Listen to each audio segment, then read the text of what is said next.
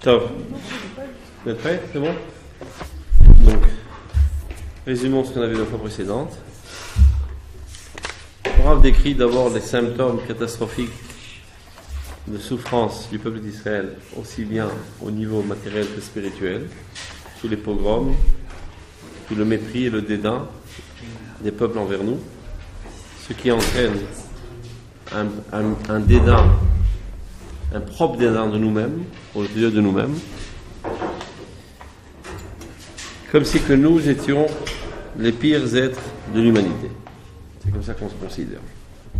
Après, il dit le Rav, calmons-nous. C'est vrai que la situation est gravissime, mais malgré tout, il faut savoir analyser de manière profonde ce qui se passe. Il s'avère, il explique, que cette génération sort de l'ordinaire. En quoi? C'est que de manière générale, à travers l'histoire du peuple d'Israël, aussi bien à l'époque biblique qu'à travers l'exil, vous êtes dalou,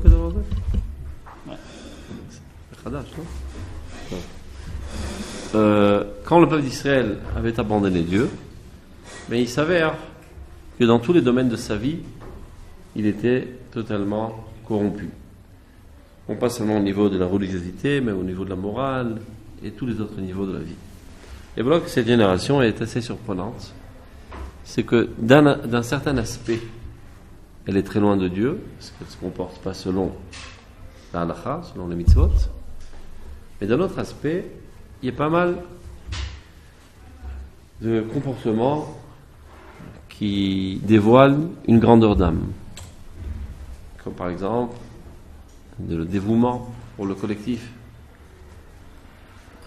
de se tenir à la tête de révolution sociale, énormément d'idéalisme, recherche de justice, et même au niveau intellectuel, une explosion de l'intellectualisme qui s'est fait ces dernières générations.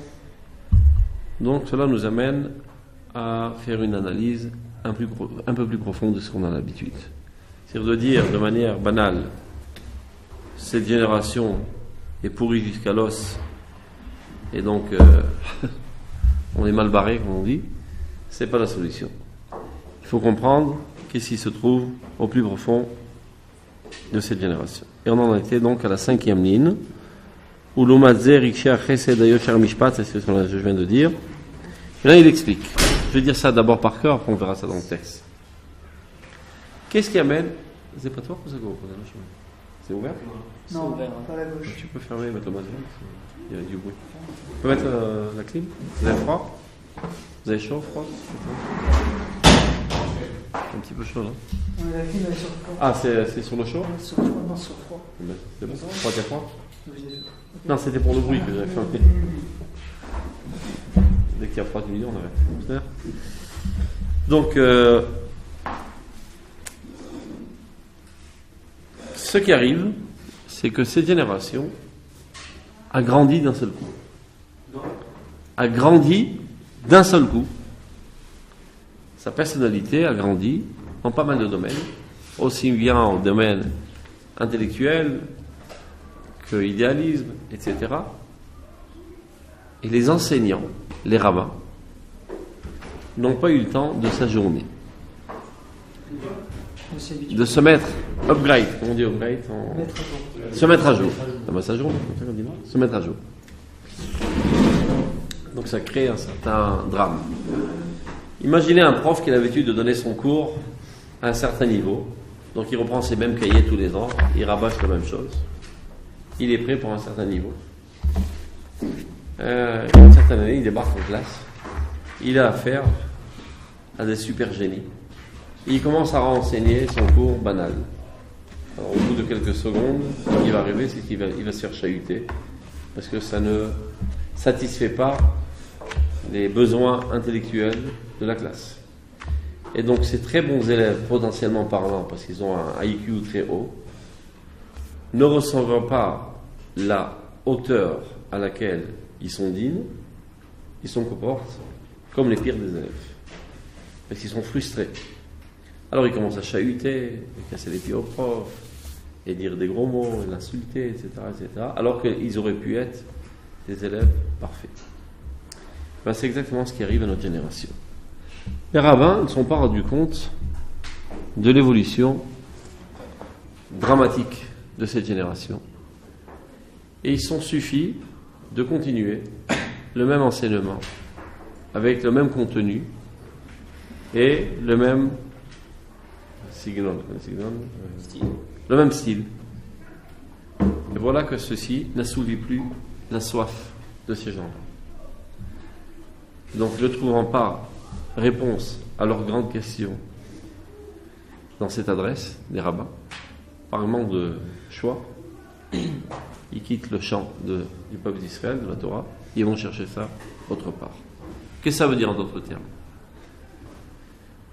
On se trouve, disons, il y a 100 ans déjà, dans une évolution de civilisation. Les gens se recherchent des mouvements révolutionnaires, égalité des droits, socialisme, communisme, etc., dans l'espoir d'apporter justice dans ce monde. Énormément de révolutions sont faites. Ben, les Juifs aussi posent la question. Ils posent la question au rabbin. Monsieur le rabbin, que proposez-vous pour l'égalité sociale dans le monde? Le rabbin, il roule les yeux, il ne comprend même pas la question. De quoi s'agit-il? Il dit ça en yiddish. Vas-y, Lous, qu'est-ce que tu racontes? C'est quoi ces questions bizarres? Ni ton père, ni ton grand-père, ni ton arrière-grand-père n'ont jamais posé des questions pareilles. Mets tes tefilines et casse pas les pieds, en d'autres termes. Donc, étant frustré, il dit apparemment, la Torah n'a pas de réponse à ces questions. Apparemment, la Torah, c'est juste un folklore pour l'individu. Mais c'est pas quelque chose qui pourrait donner une solution réelle aux problèmes réels de l'humanité. Et donc, il décide que la Torah ne vaut pas un demi-sou. Il laisse tomber la Torah. Et il va chercher autre part, dans d'autres idéologies. Donc, à vrai dire, qui sont les véritables coupables de cette catastrophe spirituelle? La fainéantise des rabbins, que j'appelle par la fainéantise des rabbins, qui se sont contentés, je ne parle pas de tous les rabbins, mais de la quasi-totalité, de rabâcher le même message qui prenait source seulement dans les aspects les plus superficiels de la Torah, et ne sont pas adonnés à l'étude des profondeurs de la Kabbale, dans laquelle ils auraient pu trouver des réponses à la hauteur, et bien plus qu'à la hauteur, des questions de cette génération. Donc ça a créé une catastrophe. Si ce n'était même qu'au niveau intellectuel, par exemple, à l'époque de ma mère, que Dieu lui prête longue vie, à 86 ans, une fille qui arrivait au CM2 était considérée comme un génie. C'est le génie de la ville. Ils appelaient ça à l'époque le certificat d'études. C'est là qu'on terminait nos études, au CM2. Et ça, c'était les très grosses lumières. Parce que les autres, ils arrivaient, je ne sais pas, au CE1 ou Bichla, ils ne voyaient jamais la porte de l'école. À ma génération, déjà, je ne parle pas de la vôtre, celui qui n'avait pas le bac ou Torah Rishon, on dit Torah Rishon. Licence, c'est un nul. Un âne. Il n'ose pas sortir dans la rue, Bichla. Je ne me rappelle à mon époque, celui qui n'avait pas le bac, celui qui ratait son bac, c'est la honte de sa vie. Je connais un mec à Sarcelles, il a raté son bac, il s'est jeté sous le train. Ben, tellement il y avait un lachat, une pression sociale. Donc il faut réussir dans les études, tu n'as pas ton bac, tu n'oses pas sortir dehors. Tu es un nul. Ça, c'est à ma génération. La génération de mes enfants, c'est-à-dire vous, au moins un Torah Shini, vous serez un super nul. Personne ne rêve d'arriver qu'un Torah Rishon. Des Torah Rishon, on ne peut rien faire avec un Torah Rishon. On ne peut pas travailler avec un Torah Rishon. Il faut voir au moins, comment on dit, un Torah Shini en hébreu ? Une maîtrise. Une licence, c'est juste un amuse-gueule. Et pour être réellement inséré dans la société, avoir un bon poste, il faut avoir une maîtrise. Regardez comment, en l'espace de 70 ans maximum, 50 ans, 70 ans, cette explosion intellectuelle. Donc si on a affaire au même rabbin, aujourd'hui, que le rabbin de 60 ans, et il rabâche le même message, il est au même niveau intellectuel, au même niveau de connaissance des sciences laïques. Il arrive à la synagogue ou dans sa yeshiva, peu importe, il enseigne à des gens qui sont bien plus intelligents que lui. Ça passe pas. Ça peut pas passer les écrans. Comprenez qu'à l'époque, disons il y a 100 ans, ou 150 ans, la plupart des gens étaient analphabètes. Ils ne savaient ni écrire ni lire. Rien du tout. Ça veut dire que la seule autorité dans le coin, c'était le rabbin. Pour quel que soit le sujet qu'on devait aborder. Si je devais faire un contrat de location avec un propriétaire, j'allais chez le rabbin, parce que c'était le seul qui savait lire et écrire et rédiger un contrat. J'ai un problème de bonheur conjugal, je vais chez le rabbin. Problème d'éducation, je vais chez le rabbin. Tous mes problèmes étaient résolus chez le rabbin. Parce que c'était le seul qui était intelligent et qui connaissait les choses, qui savait lire, etc. Et qui dirigeait le bas peuple. Donc de la même manière que je recevais son autorité sur tous les domaines de la vie, aussi bien sur le niveau moral et religieux. Donc quand je commençais à dérailler de la morale ou de la religiosité, le rabbin faisait non, j'avais la trouille, et je me remettais sur le bon chemin. Mais à partir du moment où cette dénivellation est terminée, il n'y a plus un grand écart entre les rabbins et le bas peuple. Parce que le collectif a grimpé, et les rabbins n'ont pas tant grimper. Donc ils sont ou égaux, et souvent, malheureusement, le peuple est plus haut que ses rabbins, au niveau intellectuel. Donc pourquoi recevoir son autorité? Qui il est, lui, pour me donner des conseils?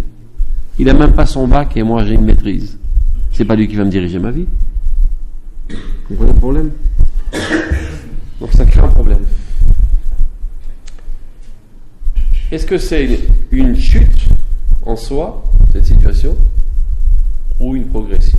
Qu'est-ce que vous en dites? Les deux. Explique les deux. Disserte. C'est une chute parce que avant il était un peu, c'est-à-dire qu'il y avait le rabbin, il occupait une place, et même celui qui déviait, il se faisait réprimander par le rabbin et il se remettait dans le bon chemin grâce au rabbin. D'accord. Aujourd'hui, après ces événements, les relations situées avec du peuple, finalement, alors là, finalement, l'homme il a son libre arbitre, il fait vraiment sa déchaîne chamaïne plutôt, et il permet de réfléchir seul, ça a une plus grande indépendance. Ça, c'est le bon côté. Ça, c'est le bon côté. Et la chute, Tu as de quoi écrire? C'est très bien ce que tu dis, ça marche, mais ça s'efface aussi. Ah, super. C'est parfait ce que tu dis, regarde. Vous avez entendu parler de la loi de Lavoisier? Voilà. Rien ne se perd, tout se transforme. Lavoisier, c'est scientifique. Par exemple, il y a une voiture qui roule. C'est de l'énergie. Une énergie qui s'exprime en vitesse. D'accord? D'abord que la voiture la rentre dans un mur. Donc elle stagne de suite. Où elle est passée à la vitesse? Où a disparu cette énergie? Chaleur. Il y a eu une transformation de l'énergie. Ça veut dire, s'il y avait, on va donner un chiffre, 10, numéro 10 d'énergie, en vitesse, ce même numéro 10 d'énergie existe toujours, mais au lieu que ce soit en vitesse, il est en chaleur, conséquemment en choc. Donc rien ne se perd, tout se transforme. L'énergie ne disparaît jamais. Elle ne fait que changer d'apparence. Alors regardez. À l'époque des prophètes, c'est quoi un prophète? C'est un géant. C'est-à-dire, imaginez le plus grand rabbin dans le monde, le plus beau, le plus imaginatif que vous pouvez imaginer. Relativement à un prophète, c'est une puce. Lui se trouve là, donc le prophète là. Vous avez une petite proportion. Quel est le plus grand rabbin que vous connaissez de votre génération? Disons que j'en viens de France, le rabbi de Lubavitch. C'est l'idole de la génération, et avec ce titre, un très grand sadique. Il se trouve là, et le prophète se trouve là. Et je suis gentil pour dire ça. C'est bien plus que ça. Le Maharal dit, pas seulement la dénivellation entre les prophètes aujourd'hui,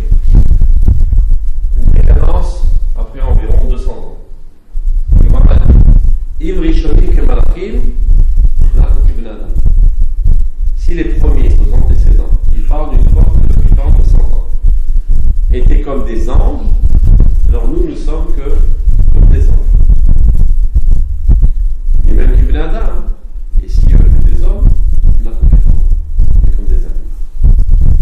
D'autres exemples. Le Gemara dit, la cervelle de le précédent était grande et large de quoi pénétrer dans l'information, comme les portails d'un château. La nôtre, comme le trou d'une église. Voilà la proportion. Après, il dit que tu es optimiste quand tu dis le trou d'église. Nous, c'est comme quand tu mets le doigt dans le mur et tu essaies de faire un trou. L'impression que ça laisse, c'est ça notre cerveau. La capacité d'abîmer, disons, des connaissances. Et ça, c'est une espace de temps. Donc, on compare il y a 3000 ans, 2500 ans de prophète et aujourd'hui, cette diminution n'est pas exagérée. Comment ça on l'a fait? Qui veut? D'abord parce qu'ils étaient plus proches de l'origine de la création du monde. Il y a ce qui s'appelle, ce que j'ai essayé d'expliquer, deux concepts. Un concept qui est très célèbre, on l'appelle l'irritation, la chute des générations. Et dans l'histoire, a priori, il y a une chute des générations. Mais d'un autre côté, on est en train d'apprendre qu'il y a une élévation des générations. Donc a priori, c'est contradictoire. On va expliquer ce que c'est. Quand je compare les leaders du peuple d'Israël, alors si le premier prophète, comme je l'avais vu comme ça, les autres prophètes étaient comme ça, et Péassar était comme ça, après Antichné c'était là, en descendant, aujourd'hui ils sont pas des paquets. Les rabbins se trouvent ici aujourd'hui, relativement au Cherveux, il n'y a pas assez d'eau pour dessiner, ça se trouve dans le ciel. Une chute catastrophique. Ça s'appelle l'irritation. Ça, c'est l'échelle des individus qui sont des leaders de l'Israël. Parallèlement à ce phénomène, un autre phénomène qui se crée. Une courbe, une avance constamment le collectif. Comment c'est possible? Comment c'est possible que les individus dégringolent, les individus qui sont les leaders, les autorités, dans tous les domaines, pas seulement dans le domaine religieux, dans tous les domaines, toutes les autorités. Et le collectif va bien. Ah, d'où c'est ça, je vais gagner. Regardez. Regardez. Quand il y avait ce prophète, à côté de lui vivaient des fourmis, des gens qui étaient des inalphabètes, des gens avec des traits de caractère cruels, bêtes et méchants et idiots. C'était le dénominateur commun du peuple. Et lui était un géant de l'histoire qui se trouvait à des années-lumière bien plus haut que tout le peuple. Donc évidemment que tous l'admiraient et le regardaient avec une admiration extraordinaire, et personne n'aurait osé contredire son autorité parce que c'était invraisemblable. Au fur et à mesure des générations, ces gens se rapetissent.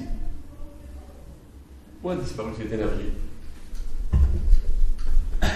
Lavoisier nous enseigne, rien ne disparaît, tout se transforme. Cette énergie, elle se disperse pour tous les individus. Ce qui fait que les fourmis grandissent un petit peu. Et à chaque génération, c'est ce qui se passe. On descend, le gadol il descend, mais le peuple grandit. Et ainsi de suite. Hop, et le peuple grandit. Jusqu'à ce qu'on arrive à une situation, le peuple est à la même hauteur. Il peut avoir une situation un peu plus critique, que le rabbin il est là, et le peuple il est là. Il est rabbin, parce que c'est sa profession. Il a étudié dans l'Yeshiva, il a étudié la Gemara, etc. C'est de quel point de vue ça? C'est trop. Point de vue intellectuel, point de vue moral, souvent malheureusement.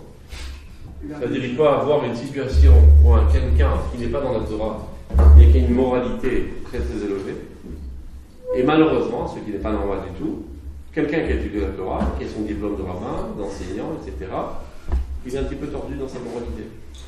Et il peut arriver que ce petit bonhomme-là, qui n'est pas religieux, un sens d'idéalisme très développé, à tel point qu'il est prêt à donner sa vie pour le collectif, et que ce rabbin-là qui connaît toute la Torah par cœur, il est un petit peu égoïste sur les bords. Il a peur pour sa peau. Il est un petit peu poltron et peureux. Il n'est pas prêt à donner sa vie pour les autres. Donc quand lui se compare à lui, il dit mais je suis plus grand que lui. C'est vrai que je mange taref et je suis pas chômage Shabbat. C'est pas bien. Mais regarde-moi où je me trouve. Intellectuellement, idéalisement, je suis bien plus haut que lui. Il se considère en tant que tel. Pour qu'il me donnerait des directives quoi faire. Pour qui il se prend. Donc, d'un côté, c'est une chute, parce que ça fait en sorte du poids. Puisqu'il n'y a plus d'autorité, donc il n'y a personne pour les réprimander. Mais d'un autre côté, le collectif s'élève. Et qu'est-ce qu'on préfère? Qu'il y ait un géant et 1 milliard de nuls, ou bien que toute la population va grandissante. Évidemment qu'il y a beaucoup plus de kids de Shechem quand tout le peuple d'Israël va grandissant. Donc il y a un grand intérêt avec certains dégâts. C'est clair ce que je veux dire? Mais les grilles de génération, par exemple, vous avez pris l'exemple du Rabbi. Qui sort de l'ordinaire parce que c'était un scientifique qui avait 7 diplômes, donc mauvais exemple. Ouais, c'est ce que je veux dire, c'est que mauvais exemple, passe au suivant. Trouve-moi un autre comme ça. Mais Non, laisse tomber le Rabbi. Aussi mauvais exemple. Alors trouve-moi un autre exemple. Alors je donne un rabbin Hein? C'est tellement ce que je veux donner un rabbin vraiment nul, là ça marche. Mais Pas rabbin nul. N'importe quel grand, ça marche. Comme par exemple le Rav Ovadia Yosef, qui était un géant de la génération en Torah, mais pas une lumière en science. Zecher Tzadik Vekadosh Lebracha. Et pourtant sa morale est apportée. Nachon, j'ai pas dit Dieu la Shonara sur sa morale. Ce que je veux dire, J'oserais jamais. c'est que- Mais du point de vue de ses connaissances en Chol, Je comprends pas comment vous définissez la grandeur d'une personne, vous définissez par rapport de tout un spectrum. Bah justement, donc si on regarde tout le spectrum, ce que vous voulez, Mais c'est une science. Quoi C'est l'influence du rabbin sur le peuple. Aujourd'hui, le peuple, il ne sert plus trop le rabbin. Regarde aujourd'hui ce qui se passe. Regarde. Est-ce que tous les rachés Yeshivot, regarde. Non, même à l'époque du Rav Yosef, aucun rapport. Est-ce que les rabbins de notre génération, dans leur quasi-totalité, s'y connaissent dans le monde du Chol? Non. Catégoriquement non. Je ne parle pas des exceptions qui viennent d'une certaine école qui encourage à étudier le Chol. Je prends le cas du Rabbi. Laisse tomber le Rabbi qui sort de l'ordinaire. C'est ça que je comprends pas. C'est que... Bon, c'est pour ça que j'ai dit, laisse tomber le Rabbi, ne reviens pas encore sur la question. Mauvais exemple, je me suis trompé, mauvais exemple. Les autres rabbins de notre génération. Non. Au niveau de l'idéalisme, est-ce que les rachés yeshivot sont prêts à aller s'engager dans une unité d'élite? Dans le quoi? Non. Une unité d'élite? Si Birkha s'engager dans l'armée. Parce qu'ils se disent chacun son rôle. Hein? Parce qu'ils se disent chacun son rôle. Ça c'est ce qu'on prétexte. Ils ont C'est ce qu'on prétexte. des lumières en Est-ce que tous les gens qui sont considérés comme des religieux, aux yeux du peuple, et qui se prennent pour des religieux, sont toujours très droits du point de vue pécuniaire financier? Bien sûr que non.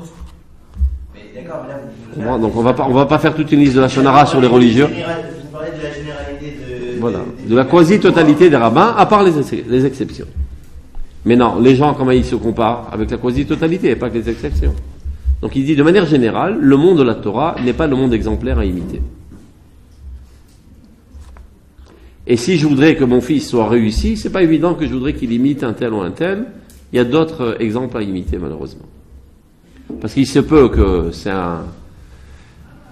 quelqu'un de très érudit en Gemara, mais dans d'autres domaines de la vie, pas tellement réussi. Il a l'air un petit peu faiblard, il s'y connaît pas dans le monde, un petit peu peureux sur les bords parfois, manque d'idéalisme, manque de droitesse, manque de politesse, manque d'hygiène, etc., etc. J'arrête la liste pour ne pas faire trop de médisance.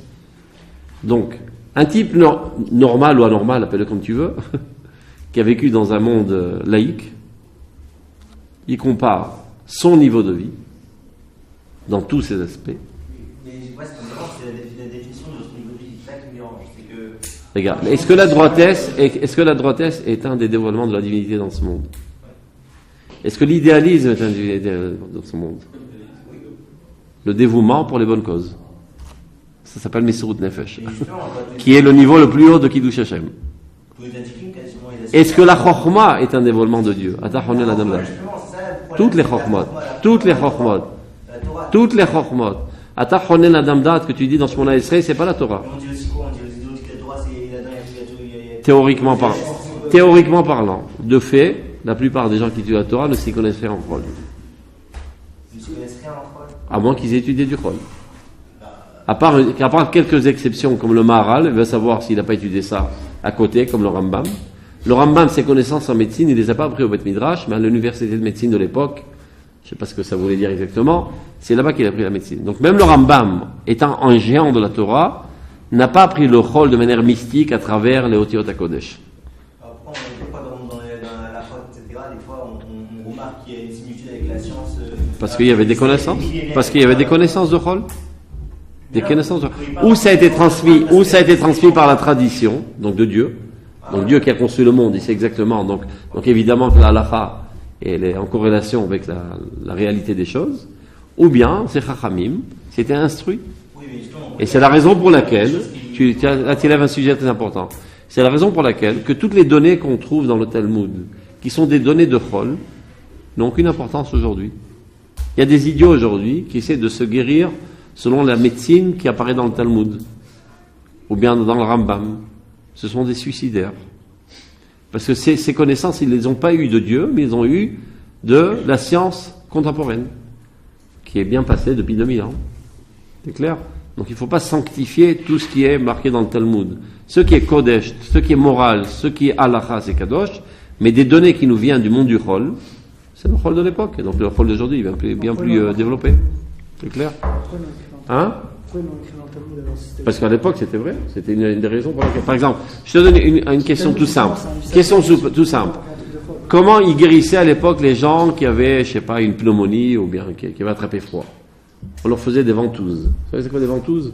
Tu prends un verre, tu mets du coton avec du feu, tu lui colles au dos, et comme ça crée un vide, ça suce, et ça lui tire l'air du corps. Et ils croyaient que ça guérissait les gens. Donc, si à l'époque on était venu chez un rabbin Shabbat, on lui aurait dit, monsieur le rabbin, a-t-on le droit de faire des ventouses? Évidemment. Puis quoi fait, je ferai ta colle. Alors que cette pratique est totalement idiote, mais à l'époque, c'est tout ce que la science connaissait. C'est clair?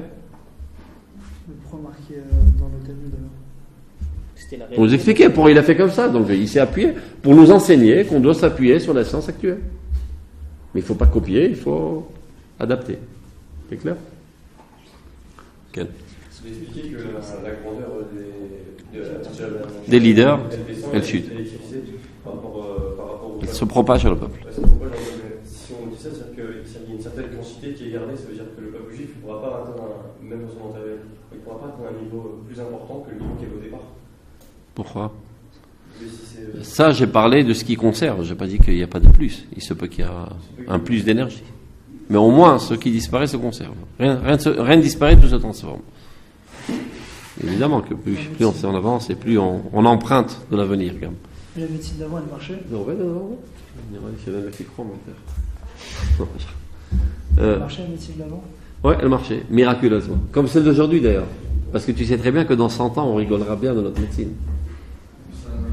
וכתוב, ורפו ירפא, מכאן שנתן רשות לרופא לרפא. En fait, c'est Dieu qui nous guérit par l'intermédiaire de nos connaissances actuelles. Et on fait de notre mieux. Qu'est-ce qu'on fasse? On ne peut pas faire plus que notre mieux. Et si aujourd'hui on utilise l'ancienne médecine, c'est un crime. Les rabbins qui disent qu'ils peuvent étudier le rôle ils ont tort. Évidemment qu'ils ont tort. Le grand de Vina, il dit Kechol shirsar lo bechol, aseret monim yirsar lo bekodesh. Tout celui qui lui manque en chol, il lui manquera 10 fois plus en kodesh. Que ce soit pour la compréhension de la Torah et plus forte raison pour l'enseignement de la Torah. Pour adapter la Torah à ce monde, il faut. Pour adapter la Torah à ce monde, encore faut-il connaître la Torah. Si la Torah, elle te parle de principes moraux, maintenant il faut les adapter à la situation actuelle. Il faut connaître la situation. Je donne un exemple tout bête. Si on te dit, monsieur le rabbin, est-il permis de cuire au micro-ondes de Shabbat? On va commencer à se gratter la tête. Comment ça marche un micro-ondes? Lui, il connaît le principe de l'Ichot Bichoul. Ça, il a appris en long, en large et en travers. Mais il doit savoir comment ça marche un micro-ondes pour savoir si ça va en l'encontre de ses principes ou pas. Donc il n'a aucune chance d'éclairer ce monde à la lumière de la Torah. Donc tout simplement, il téléphone à un électricien qui vient lui donner un cours d'électricité. Ça s'appelle apprendre le rôle. Et comme il a la comprenette facile, il comprend plus vite et il n'a pas besoin de passer 10 ans. Mais il est obligé d'apprendre le rôle. Bon, ça c'est une question toute bête. Mais si on lui pose une question plus complexe. Monsieur le rabbin, devons-nous aujourd'hui bombarder l'Iran pour éviter qu'il continue de développer la bombe atomique?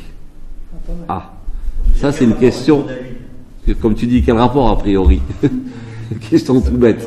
Parce que ça a des répercussions morales. Pour savoir évaluer quelles sont les répercussions morales, d'abord il faut comprendre quelles pourraient être les répercussions. Qu'est-ce que ça va entraîner? Donc il faut s'y connaître au moins un petit peu en géopolitique pour pouvoir oser donner une réponse à cette question. Connaître les antécédents de l'histoire. Qu'arrive-t-il dans de telles situations? Comment les choses pourraient faire boule de neige à travers le monde? Qu'est-ce que cela pourrait entraîner? Et alors donner mon appréciation morale et pratique, quoi faire. Donc pour pouvoir oser donner des réponses à des grandes questions comme ça, il faut être un grand scientifique de la géopolitique et de la sociologie, etc. Donc il n'y a pas besoin d'aller passer 20 ans à l'université, comme j'ai dit tout à l'heure, comme c'est un bonhomme qui a étudié pendant 20 ans la Gemara et les Sifrei Mouna et le Zohar, donc son esprit est assez aiguisé, il comprend vite.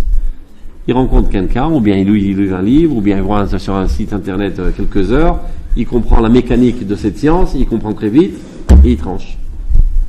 C'est clair? Donc on ne peut pas enseigner la Torah, et comprendre la Torah, et trancher la halakha, sans connaître le rôle. C'est clair? Top. Revenons au texte.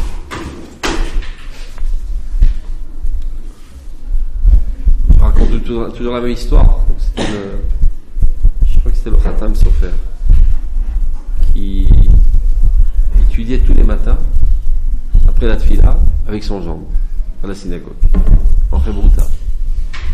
Et de temps à autre, quelqu'un tapait à la porte et venait poser une question dans la halakha. Donc il arrêtait 2 secondes d'étudier et répondait à sa question. Un beau jour, il arrive en retard. Et donc celui qui attendait à la synagogue, c'était le gendre. On était du Al-Bara, en attendant son beau-père.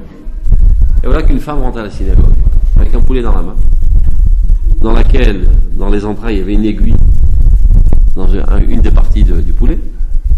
Il dit, monsieur le rabbin, c'est cachère ou pas cachère?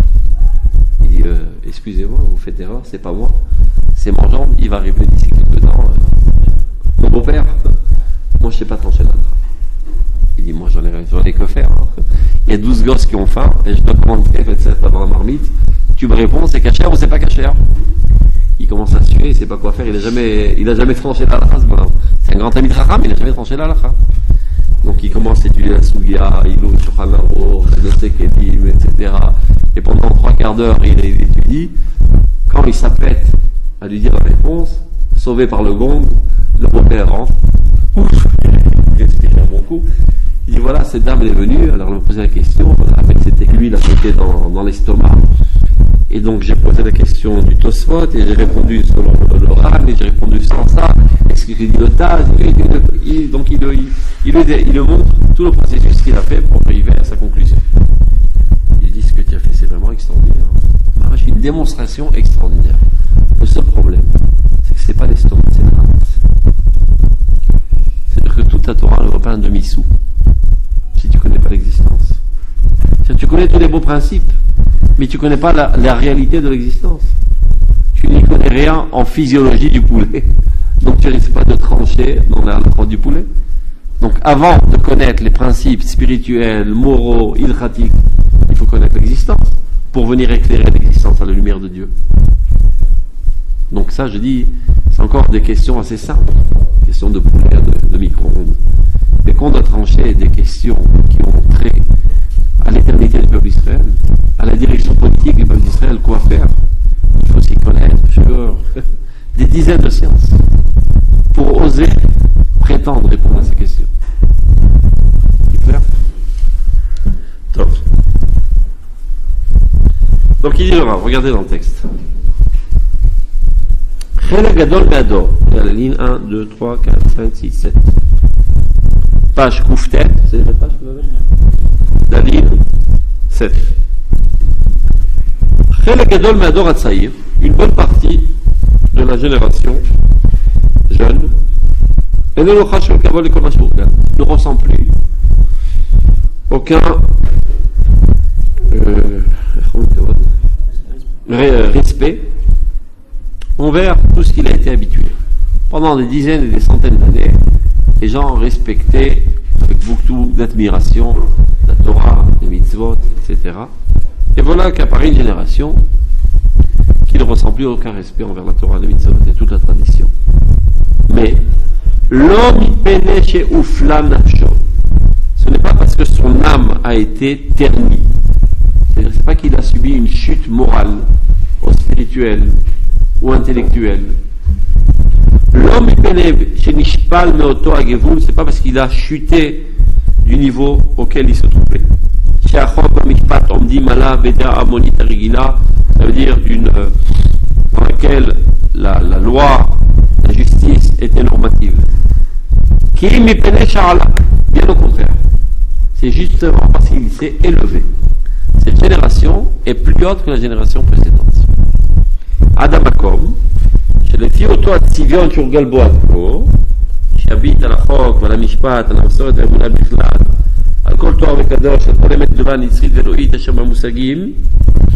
Ça veut dire, tout ce qu'il avait l'habitude de voir avec beaucoup de respect, la pureté, la sainteté, la grandeur, l'éternité, etc.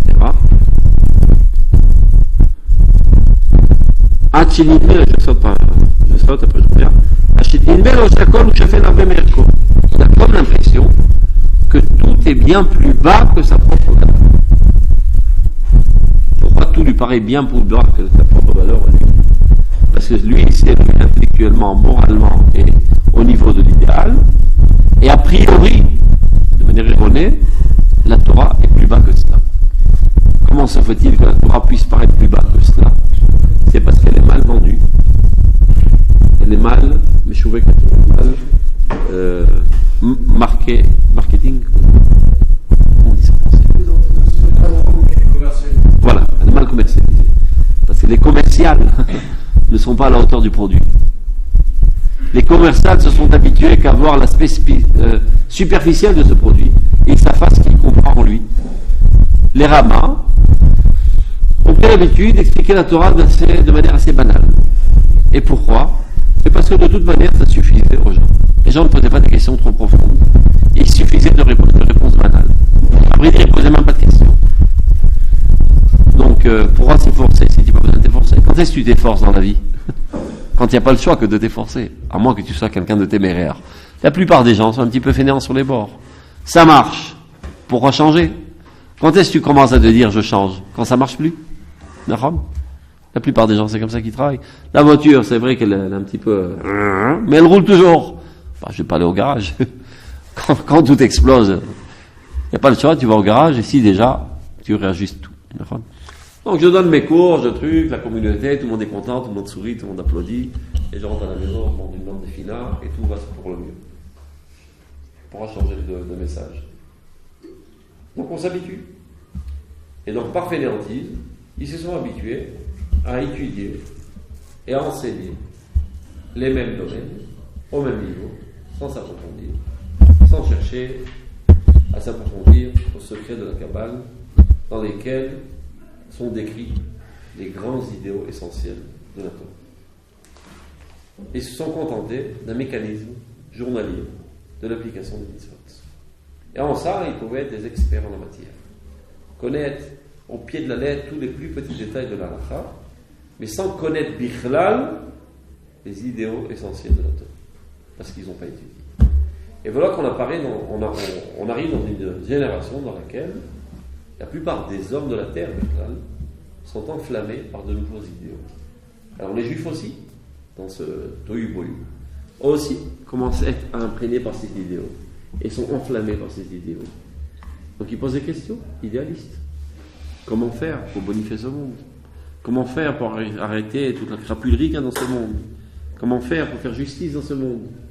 Donc on propose le communisme, le socialisme, et toutes sortes de mouvements et toutes sortes de isming. Et les rabbins ne s'intéressent même pas au problème. Et ils ne pensent même pas que la Torah est faite pour ça, pour améliorer ce monde. Donc les Juifs, par manque de choix, quittent la Torah, quittent les rabbins, et vont chercher leur nourriture spirituelle dans d'autres champs, chez les goïms. Et au fur et à mesure, ils abandonnent la Torah. C'est clair? C'est ce qu'il explique.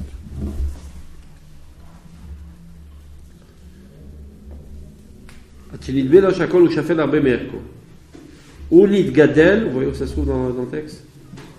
Unit Gadel va Allah bepar machat. Cette génération a grandi et s'est élevée d'un seul coup. Atzarot mirku. Les souffrances de l'exil l'ont poli, l'ont nettoyé. Chatfou. Natnu lo lavmatana. Lui ont donné un nouveau cœur en cadeau. Moach ogé.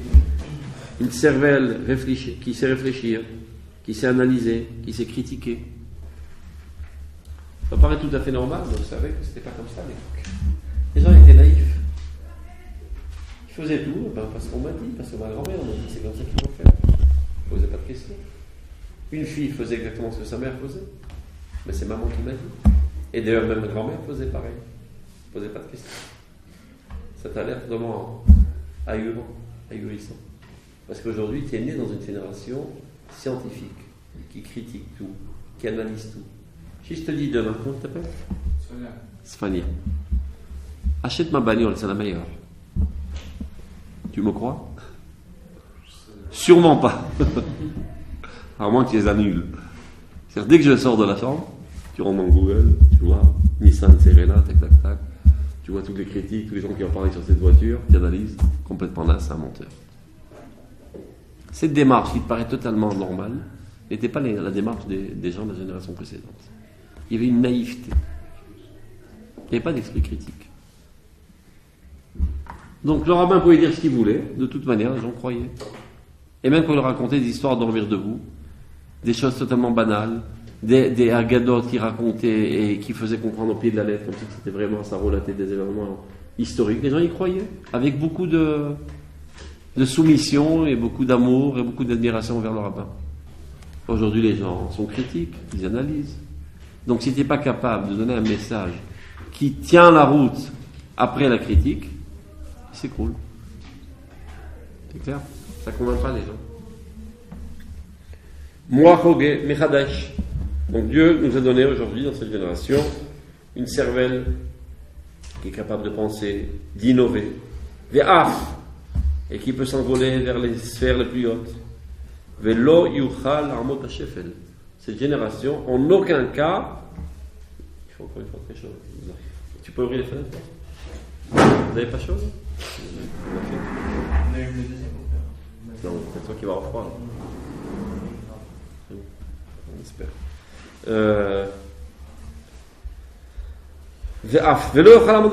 Cette génération, en aucun cas, n'est capable de ramper à terre, de se contenter d'un message banal.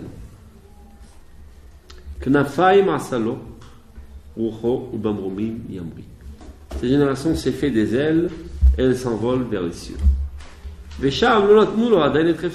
Le problème, c'est que dans les cieux, on ne lui a pas donné satisfaction. Qu'est-ce que ça veut dire?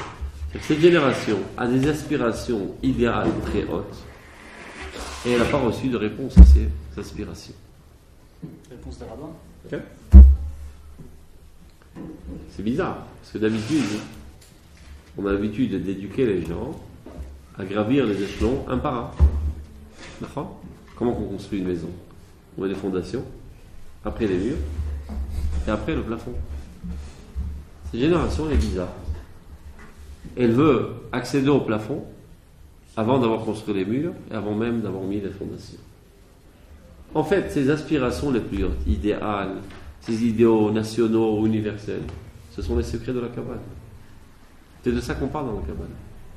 Donc voilà donc une génération qui, de manière intuitive et instinctive, a une approche, un languissement, une soif des secrets de la Kabbale, alors qu'elle est impure au niveau du Shabbat, de la Tzniout, de la Kashrut.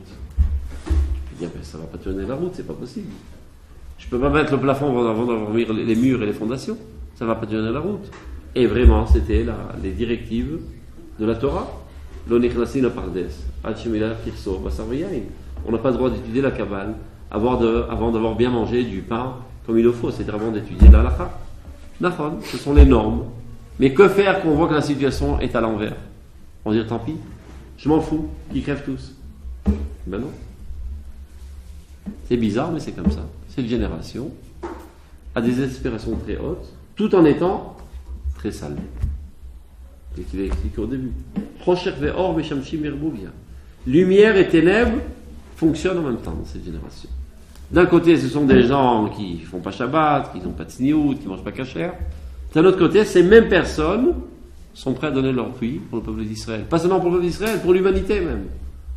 À la tête des révolutions en Russie, c'était des juifs. Et pas des juifs religieux, des juifs laïcs, anti-religieux très souvent, mais qui étaient enflammés d'idéalisme pour le bien de l'humanité. Comment que c'est possible? C'est possible. Donc si telle est la situation, changeons de technique. C'est là. Il veut rentrer à Jérusalem céleste avant de rentrer à Jérusalem terrestre, ce qui est contre l'ordre normal, pas de problème. Ouvrons-lui la porte de Jérusalem céleste. Ça veut dire donnons réponse à ses aspirations spirituelles les plus idéales, les plus hautes.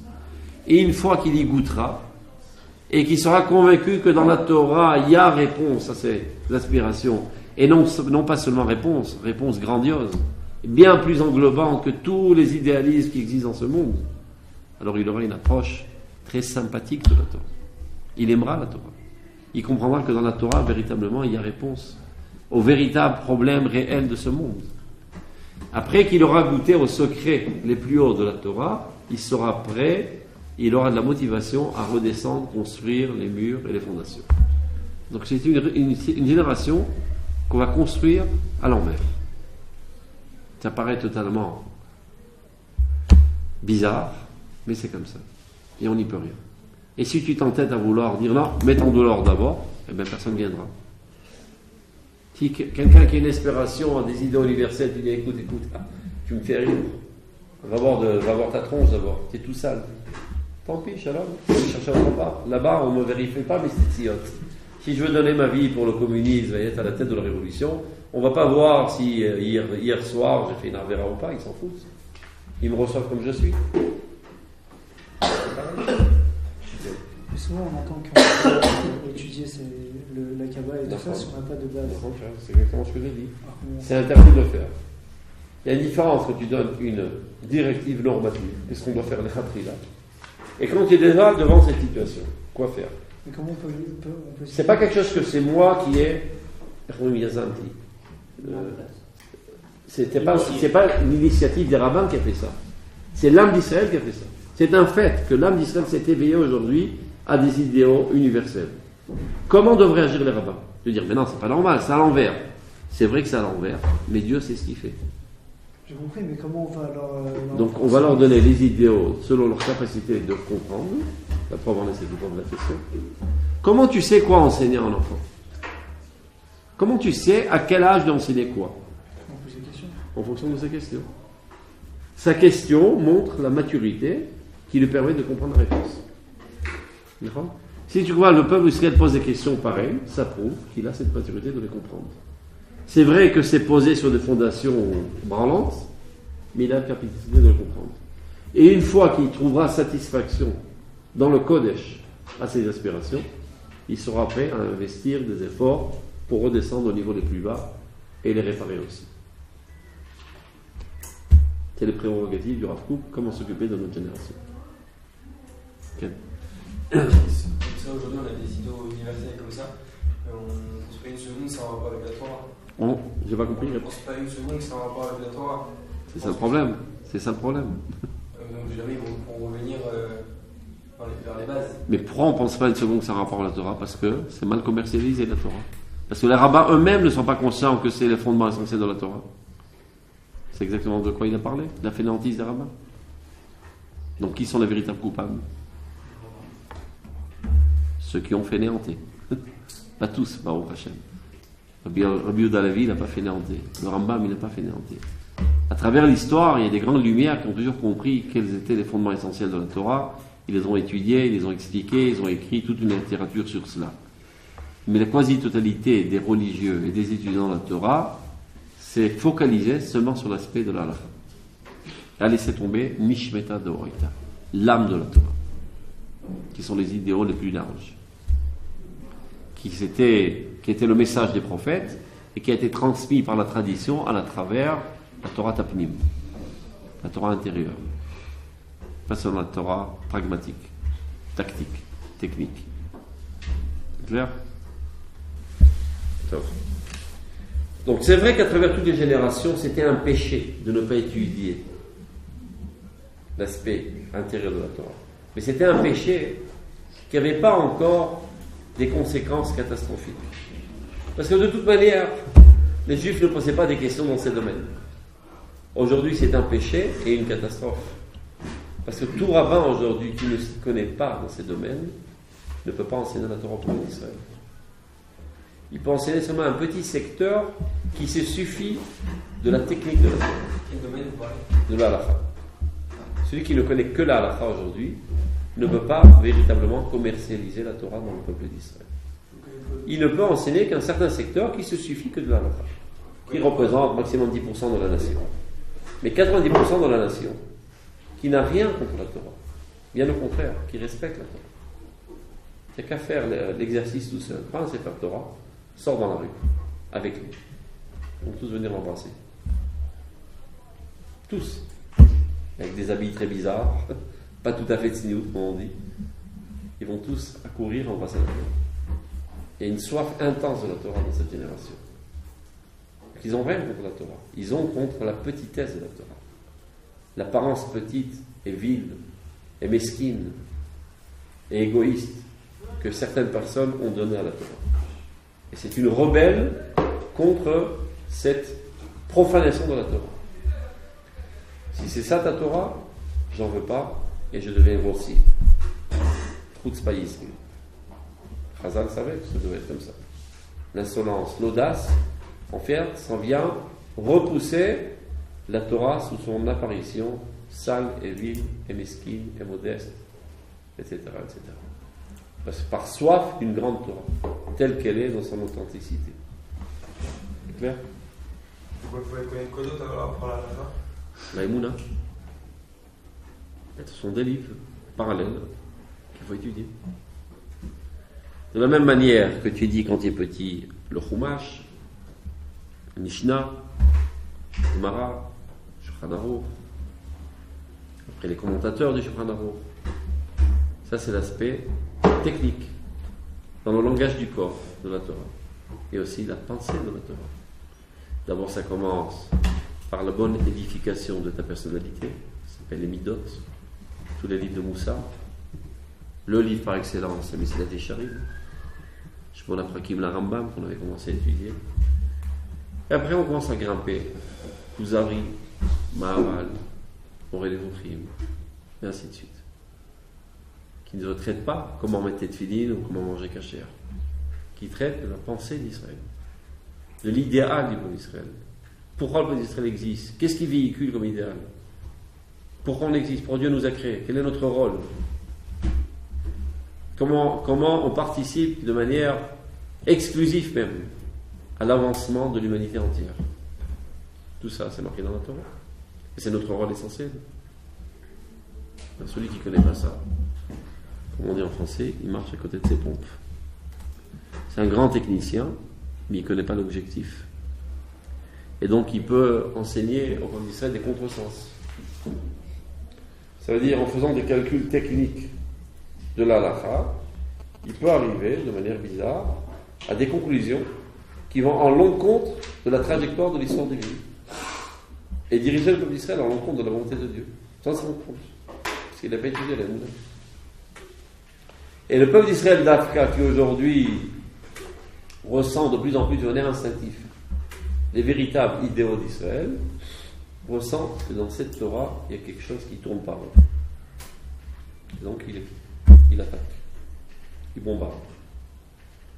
Non pas par haine de la Torah, mais par sensation intuitive que ce qui est vendu là, ce n'est pas de la Torah. Ce sont des falsificateurs de la Torah. des charlatans, sans se rendre compte, pas par mauvaise volonté, pas par mal foi, mauvaise foi, par non-connaissance.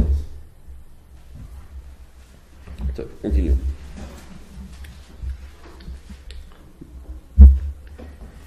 Me'al Yerushalayim de Mata, bien plus haut que Jérusalem terrestre, Achareva Vashomema, qui est totalement détruite et désolée, Mushpelet, et qui est méprisée et dédaignée, Atiol Tartit, It'ala. Le peuple, la génération, s'est élevé de cette situation. Évidemment, il parle de cela en tant que métaphore. Sur Jérusalem, détruite et désolée et abandonnée, comme métaphore de la situation du peuple d'Israël, qui se satisfait d'explications superficielles, banales et techniques. Donc il ne se trouve plus à ce niveau. Yerushalayim Shelmala, le Chalikanes, et a priori Jérusalem céleste, la plus pure, la plus haute, la plus idéale, il n'est pas à même d'y rentrer. On a un klal dans la Lacha, dans le Midrash, que Dieu ne rentre pas dans Jérusalem céleste tant qu'il ne rentre pas dans Jérusalem terrestre. Ça veut dire qu'on ne peut pas accéder au secret de la Kabbale, aux idéaux les plus grandioses de la Torah, sans d'abord avoir mis sur pied les fondements les plus élémentaires, une pureté, l'application de la Lacha, etc. Donc a priori, ça c'est pas possible. Donc le peuple d'Israël, on a ras-le-bol de rester dans la vallée des pleurs, c'est de rester dans cette situation catastrophique. It-orori, éveille-toi, qui va horaire kumiori, que l'époque de ta lumière est arrivée, éveille-toi. Ori shedaberi, éveille-toi et chante ta chanson, que va d'Hashem al-Knigla. Qu'est-ce qu'on doit faire? Ava nachin lo dader, préparons-lui la route. Il va rentrer à Yerushalayim Shalom, préparons-lui la route. Permettons-lui de rentrer là-bas. Narelo et Mevoyer, montrons-lui la route pour entrer dans cette ville. Pour qu'il puisse trouver le portail. Nodialo, et qu'est-ce que ça veut dire de manière technique? Nodialo, on va lui faire savoir que tout ce qu'il recherche, toutes ses aspirations idéales, il les trouvera dans la Torah. Il n'a pas besoin d'aller chercher autre part. Et Hastiv, comme il est marqué dans Shir HaShirim, et Hastiv velorpenu ad she'eveti vel betimi vel chederovati. Je l'ai attrapé et je ne le lâche pas jusqu'à que je l'amènerai à la maison de ma mère et à la maison de mes parents. Ça veut dire, les Juifs sont là, il ne faut pas les lâcher. Bien qu'ils ont l'impression de s'être écartés, ils ne sont pas écartés. Ils sont écartés parce qu'ils ont un dégoût de l'aspect petit de la Torah. Il faut les attraper et les ramener à la maison en leur montrant la grandeur de la Torah. Que tous les idéaux les plus larges, les plus grandioses, les plus universels qui cherchent sont marqués dans la Torah, dans les profondeurs de la Kabbale.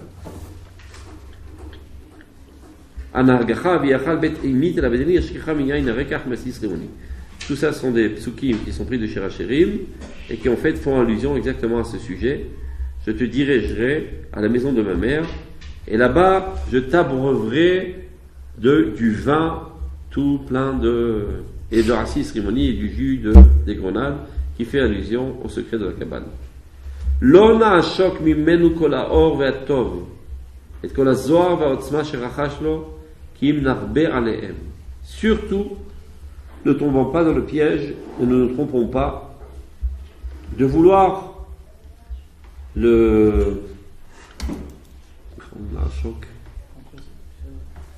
l'arnaquer, le triander, le dénuder des qualités qu'il a. Qu'est-ce que ça veut dire?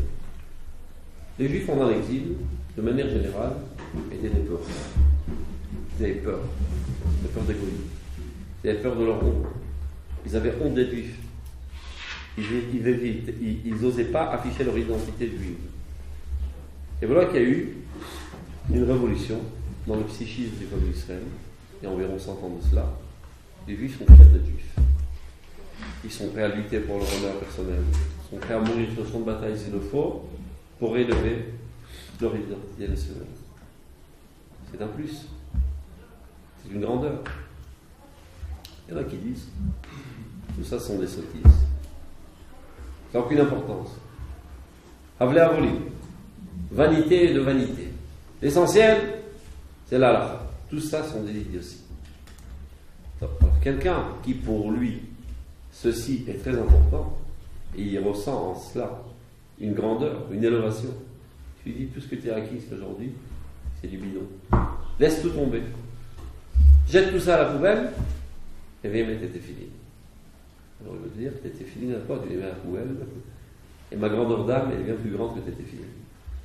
Maintenant, c'est pas seulement un problème tactique de dire il va être frustré, alors c'est pas comme ça qu'on va l'attirer.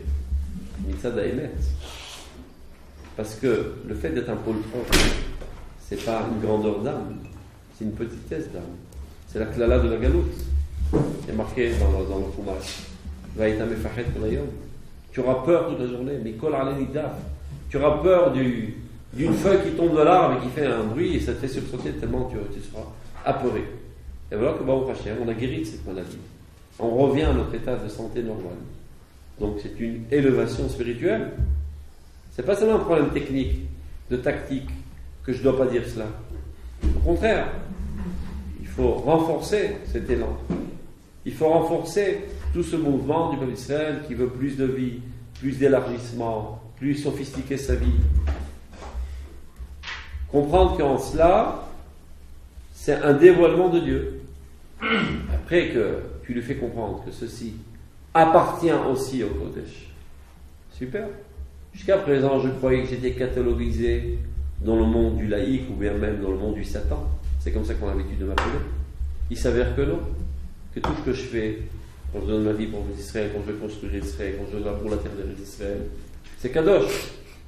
Super. Il y a d'autres choses intéressantes dans le Kodesh? Oui. Les tefilin, kashrut, tzniut. J'achète. Que je vis pour. À partir du moment où tu l'as englobé dans le Kodesh, pas par mensonge et tactique, parce que Zéhémet, alors il est prêt à écouter les autres aspects du Kodesh, par l'aspect individuel, de l'accomplissement des mitzvot. Mais si tu es dans une démarche lui disant tout ce que tu as fait jusqu'à aujourd'hui, vanité de vanité, ce sont des sottises. Ça n'a aucune importance aux yeux de Dieu. Le peuple d'Israël n'est là que pour mettre les tefilines et étudier la Torah toute la journée. Tout le reste sont des sottises. D'abord, c'est un mensonge, et bête, tactiquement parlant, aucune chance de réussir. C'est clair? C'est ce qu'il dit, regardez. L'ona achok mimenotre lavorator. En aucun cas, nous pourrons oser le dénuder de toute cette lumière, de tout ce bien, et que la zohar va otzma shirachashto, tout cet éclaircissement et cette puissance de caractère qu'il a acquis, qui imnarbe alem. Seulement, nous devrons rajouter sur ça d'autres éléments. D'abord, mettre l'accent sur le positif qu'il y a en tout cela, et après qu'il comprendra que j'ai une approche positive de tout ce qu'il est en train de faire, mitzad haemet, il aura une oreille attentive à ce que je veux dire. Il y a d'autres choses aussi, de positif. Il faut lui dire que ce qu'il fait, c'est marqué dans la Torah. Mais évidemment. Pas par mensonge, c'est marqué dans la Torah. Construire Israël, c'est mitzad d'oraïta. Édifier les ailes d'Israël, c'est mitzad d'oraïta. Mais si vous tenez fait, c'est pas seulement mitzad d'oraïta, c'est le niveau le plus haut de sainteté qu'il puisse avoir. C'est marqué dans la Gemara. Quelqu'un, il est mort. J'ai oublié son nom. Après quelques minutes, il s'est réveillé. Ça arrive, mort clinique. Disons, on va profiter de l'occasion. Raconte-nous ce qu'il y a vu là-bas. Il lui dit, Olam Afur Haïti. J'ai vu un monde à l'envers. Qu'est-ce que ça veut dire? Eh bien, les gens ici qui sont considérés au haut de l'échelle sociale, là-bas, ils ne veulent pas un sou. Et ceux qui ici sont méprisés et dédaignés, se trouvent au plus haut de l'échelle. Intéressant. Ils ont dit, L'Olam Afur Haïti, pour la Mircha Haïti. Qui a vu le véritable monde. Ici, c'est un mensonge. Parce que ici, les gens qui sont des crapules, mais qui savent la jouer pure, eh bien, ils réussissent. Mais dans le monde de la vérité, c'est le contraire, qui est apprécié selon la véracité des choses. Top. Qu'est-ce qu'il y a vu d'autre? Ben, j'ai entendu là-bas, derrière les rideaux, que Arugé Malchut, Emi Shaomed de Satan. Ceux qui ont été assassinés par le royaume, personne ne se tient à leur niveau de sainteté. Ceux qui ont été assassinés par le royaume. par le royaume. Le royaume. De quoi s'agit-il, dit la Gemara? Le royaume. Le gouverneur Goy. De quoi s'agit-il, dit la Gemara? Il y avait deux juifs Pappus, j'ai oublié son nom, ils avaient 2 noms romains. Ben, c'est l'histoire, c'était à Lod, la ville de Lod, après la destruction de Beth Amikdash, quand on était sous gouvernement Goy. La fille du gouverneur a été assassinée.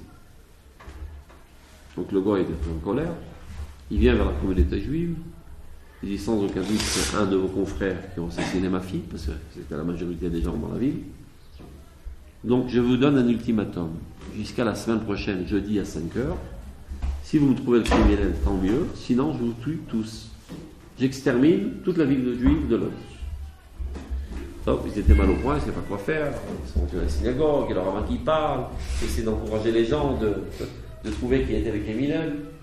Ils attendent, personne ne vient. Jeudi, 14h55, débarquent 2 juifs chez le rabbin. Ils disent c'est nous qui avons assassiné la fille du gouverneur. Super, sauvés par le bon, on les prend au recours sur la place de la ville, et c'est comme ça qu'on a sauvé la ville de Lod. Marquez dans le noir. Le lendemain, débarque de juifs et tape à la porte du rabbin, tout honteux. Il dit monsieur le rabbin, c'est nous qui avons assassiné la fille, c'est pas vous. Donc ces 2 juifs, qui a priori étaient des juifs assimilés, parce qu'ils avaient des noms goy, la Gemara dit En mi sharomed de Satan. Personne, à travers toute l'histoire du peuple d'Israël, ne se tient à leur niveau de sainteté. Par le fait qu'ils ont donné leur vie pour sauver la communauté juive. Ah, pour pas qu'on dise que c'est des... Pour ne pas que les juifs meurent, ils sont morts eux à leur place. Ah, mais c'est un Mongoï. Non, c'était des juifs. C'était des juifs, probablement un petit peu. Ils savaient pas que c'était des un juifs. petit peu à côté de la plaque, comme on dit. Mais c'était des juifs qui avaient un amour du peuple d'Israël et qui étaient prêts à donner leur vie pour la communauté juive. À Lod, il n'y avait que des juifs. Alors, il n'y avait que des juifs. Donc, si 2 juifs ont donné leur vie que pour une communauté, sont considérés comme les plus saints de toutes les générations, à plus forte raison, les juifs aujourd'hui, notre génération, qui donnent leur vie pour tout clan d'Israël, pour tout le peuple d'Israël dans les guerres d'Israël. Non, il ne faut pas se faire tuer, pas une mitzvah de se faire tuer, la mitzvah de tuer nos ennemis. Maintenant, si par malheur tu t'es ramassé une balle dans la tête, ne crois pas que tu as perdu au change, tu n'as fait que t'élever. C'est clair? Moi je dis ça. Très souvent, il y a des gens qui vont faire des prières sur les kivrei tzadikim. C'est très bien. Donc ils prennent le bus, ils vont jusqu'à Tzfat, ils vont sur le Kever Arizal, le Yosef Karo, c'est très très bien. Mais il n'y a pas besoin d'aller si loin. Tu peux prendre la Rekevet à Kala, tu descends à Herzl, et c'est tous des tzadikim. Selon la Gemara, ils sont bien plus tzadikim que la Arizal, le Yosef Karo, et tous les géants de toutes les générations du peuple d'Israël. Emi sharomed befrisatan, dit la Gemara. Personne ne pourrait arriver à leur niveau. Maintenant, comment on peut comprendre une telle chose? Comment est-il possible qu'un juif, qui jusqu'à présent était totalement éloigné de la Torah, s'en foutait de Shabbat, mitzvot, kashrut, et voilà qu'une balle lui rentrait dans le cœur, et tout d'un coup il s'élève au niveau de sainteté le plus haut. C'est pas de la magie noire, c'est très simple. Ce goy qui tire une balle sur ce juif, est-ce qu'il le connaît d'hier ou d'avant-hier? Non. Vers qui il tire cette balle? Israël. Il tire une balle sur Klal Israël, qui est représenté par ce bout de chair juif. Il s'en fout de lui. Il ne le connaît pas. Il tue Klal Israël qui apparaît en lui. À propos de Klal Israël, il est dit Kulach yafa ra'ayati umum enbach. Tu es toute belle, ma bien-aimée, il n'y a aucun défaut en tout. Tu es parfaite. C'est-à-dire l'optimum de la sainteté qui apparaît dans ce monde, c'est le peuple d'Israël, l'âme du peuple d'Israël. Donc cette balle-là qu'il a transpercée a unifié son corps et sa personnalité individuelle avec la sainteté du collectif du peuple d'Israël en un plein de secondes et l'identité qui s'est faite. Et il s'est levé au niveau le plus haut, la Kedusha de Klal Israël. C'est simple. Et il a fait ça de sa propre volonté. Parce que c'est vrai qu'il ressent un élan quand il est sur le champ de bataille.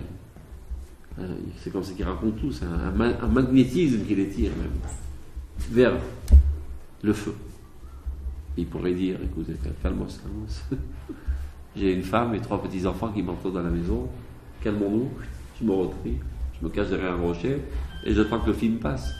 Le combat va durer 1 heure, personne ne le saura de toute manière. Hein. De toute façon, ils vont tous mourir, donc personne ne va témoigner que j'étais un salaud. Et j'ai sauvé ma vie. Il a toujours le libre arbitre de le faire. C'est vrai que ça commence du divin, c'est un élan divin qui traverse sa volonté et qui lui donne envie, mais il a toujours son libre choix de le faire, de ne pas le faire. Et au moment même où il décide de le faire, il s'élève au niveau de la sainteté. Et même si, par malheur ou par bonheur, comme Dieu veut, finalement il n'en est pas mort, il est kadosh. Le fait même d'avoir être prêt à donner ta vie pour Klal Israël, tu t'es élevé au niveau de la sainteté. Donc il y en a pas mal dans le peuple d'Israël qui sont des Kedoshim. Pas seulement ceux qui sont enterrés, tous ceux qui ont participé au combat et de leur propre volonté ont mis leur vie en danger pour sauver le peuple d'Israël. Et qui finalement, Baruch Hashem, ils sont revenus sains et saufs à la maison. Ce sont des Kedoshim. Il faut le savoir. Halakha, mamash. Et les goïms qui font l'armée, c'est comment? C'est des tzadikim aussi? Ce sont des gens plus hauts que les autres, mais ça dépend de la cause. S'ils font l'armée pour anéantir les pauvres malheureux, ce sont des crapules, donc il n'y a aucune sainteté en cela.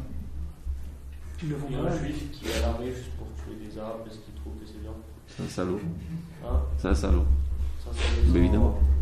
S'il pense que tout être arabe est un microbe qu'il faut. Alors c'est un salaud. C'est un idiot. Mais heureusement que l'armée n'est pas fondée sur ce concept. Et lui, participant à l'effort national, il est purifié par l'effort national, qui est fondé sur d'autres concepts. Ah ouais. C'est-à-dire, lui, dans sa conception, il est idiot. Il est en train de faire un acte de bravo. Il vient sauver le peuple d'Israël. Hein? Même quelqu'un qui va l'armer juste parce qu'il est obligé, qui est entré dans sa tête, qu'il a pas Bon, ça, c'est déjà des différents niveaux. Comme tu dis, le mec, il a mis cette filie, mais il n'avait pas tout à fait la kavana. Est-ce que la kedusha l'a pénétré ou pas? Elle a pénétré de toute manière, mais de manière moindre que de celui qui a fait une kavana. C'est des différents de niveaux, évidemment. Plus tu comprends la grandeur, plus ça pénètre. Mais de toute manière, ça pénètre. À moins que, la seule manière ça ne pénètre pas, kavana offrit. Tu fais la kavana de ne pas être été de Chava. Non, alors ça passe pas. C'est la seule possibilité d'obstruer totalement la sainteté. Mais si tu as une petite kavana, où tu ne te rappelles pas exactement c'est la kavana, où tu étais à moitié endormi, ça pénètre de toute manière. Donc c'est dur de dire que le bonhomme il va à l'armée seulement parce qu'il n'a pas le choix. Parce qu'entre nous, il a toujours le choix. Il y a toujours des parasites qui esquivent, qui se sauvent, qui font soi-disant d'être malades, mais qui sortent d'Eretz Israël parce qu'on l'a vomi. Tout celui qui décide de continuer de vivre en Eretz Israël, et la vie n'est pas toujours très simple ici. Voilà l'amour d'Eretz Israël, l'amour du peuple d'Israël. Chacun, plus ou moins, selon sa compréhension, mais de manière générale, ils aiment tous le peuple d'Israël et la terre d'Israël. Il existe un sionisme qui n'est pas religieux. Oui, il y en a plein. Et c'est comment? C'est quoi leur. C'est Roi Hashem, Asher al-Ouma Bichlala, dit le Rav Kook, c'est le premier évêque de Roth, c'est l'esprit saint collectif qui n'a pas été encore compris au niveau de l'individuel, et c'est lui qui fait avancer les choses. Ça vaut quelque chose. Oui, bien sûr que ça vaut quelque chose. C'est ta question qui revient tout le temps. Qu'est-ce qui vaut mieux? Quelqu'un qui a un esprit collectif et de dévouement pour le collectif et qui ne fait pas les mitzvot, ou bien quelqu'un qui ne fait pas les mitzvot, qui fait les mitzvot, mais qui ne s'est pas élevé à cet esprit collectif et dévouement de soi pour le collectif. Réponse. Il y a un périple dans Roth qui parle de ça. Le Rav Kook dit un nefesh et posh'ei Israël. Vous savez que dans ta personnalité, il y a plusieurs niveaux. Le corps, le nefesh, roi, neshama. Différents niveaux de l'intensité du dévoilement divin en toi. Le niveau le plus bas après le corps, disons, le corps, nefesh. Nefesh, c'est la vitalité qui fait vivre ton corps, ton sang, d'âme au nefesh. C'est tout ce qui a trait au biologique, au physiologique, même au psychologique, psychophysiologique, c'est le nefesh. Voir cette capacité d'abstraction déjà. Neshama a la capacité d'être un prophète. Il dit le Rav, un nefesh et posh'ei Israël.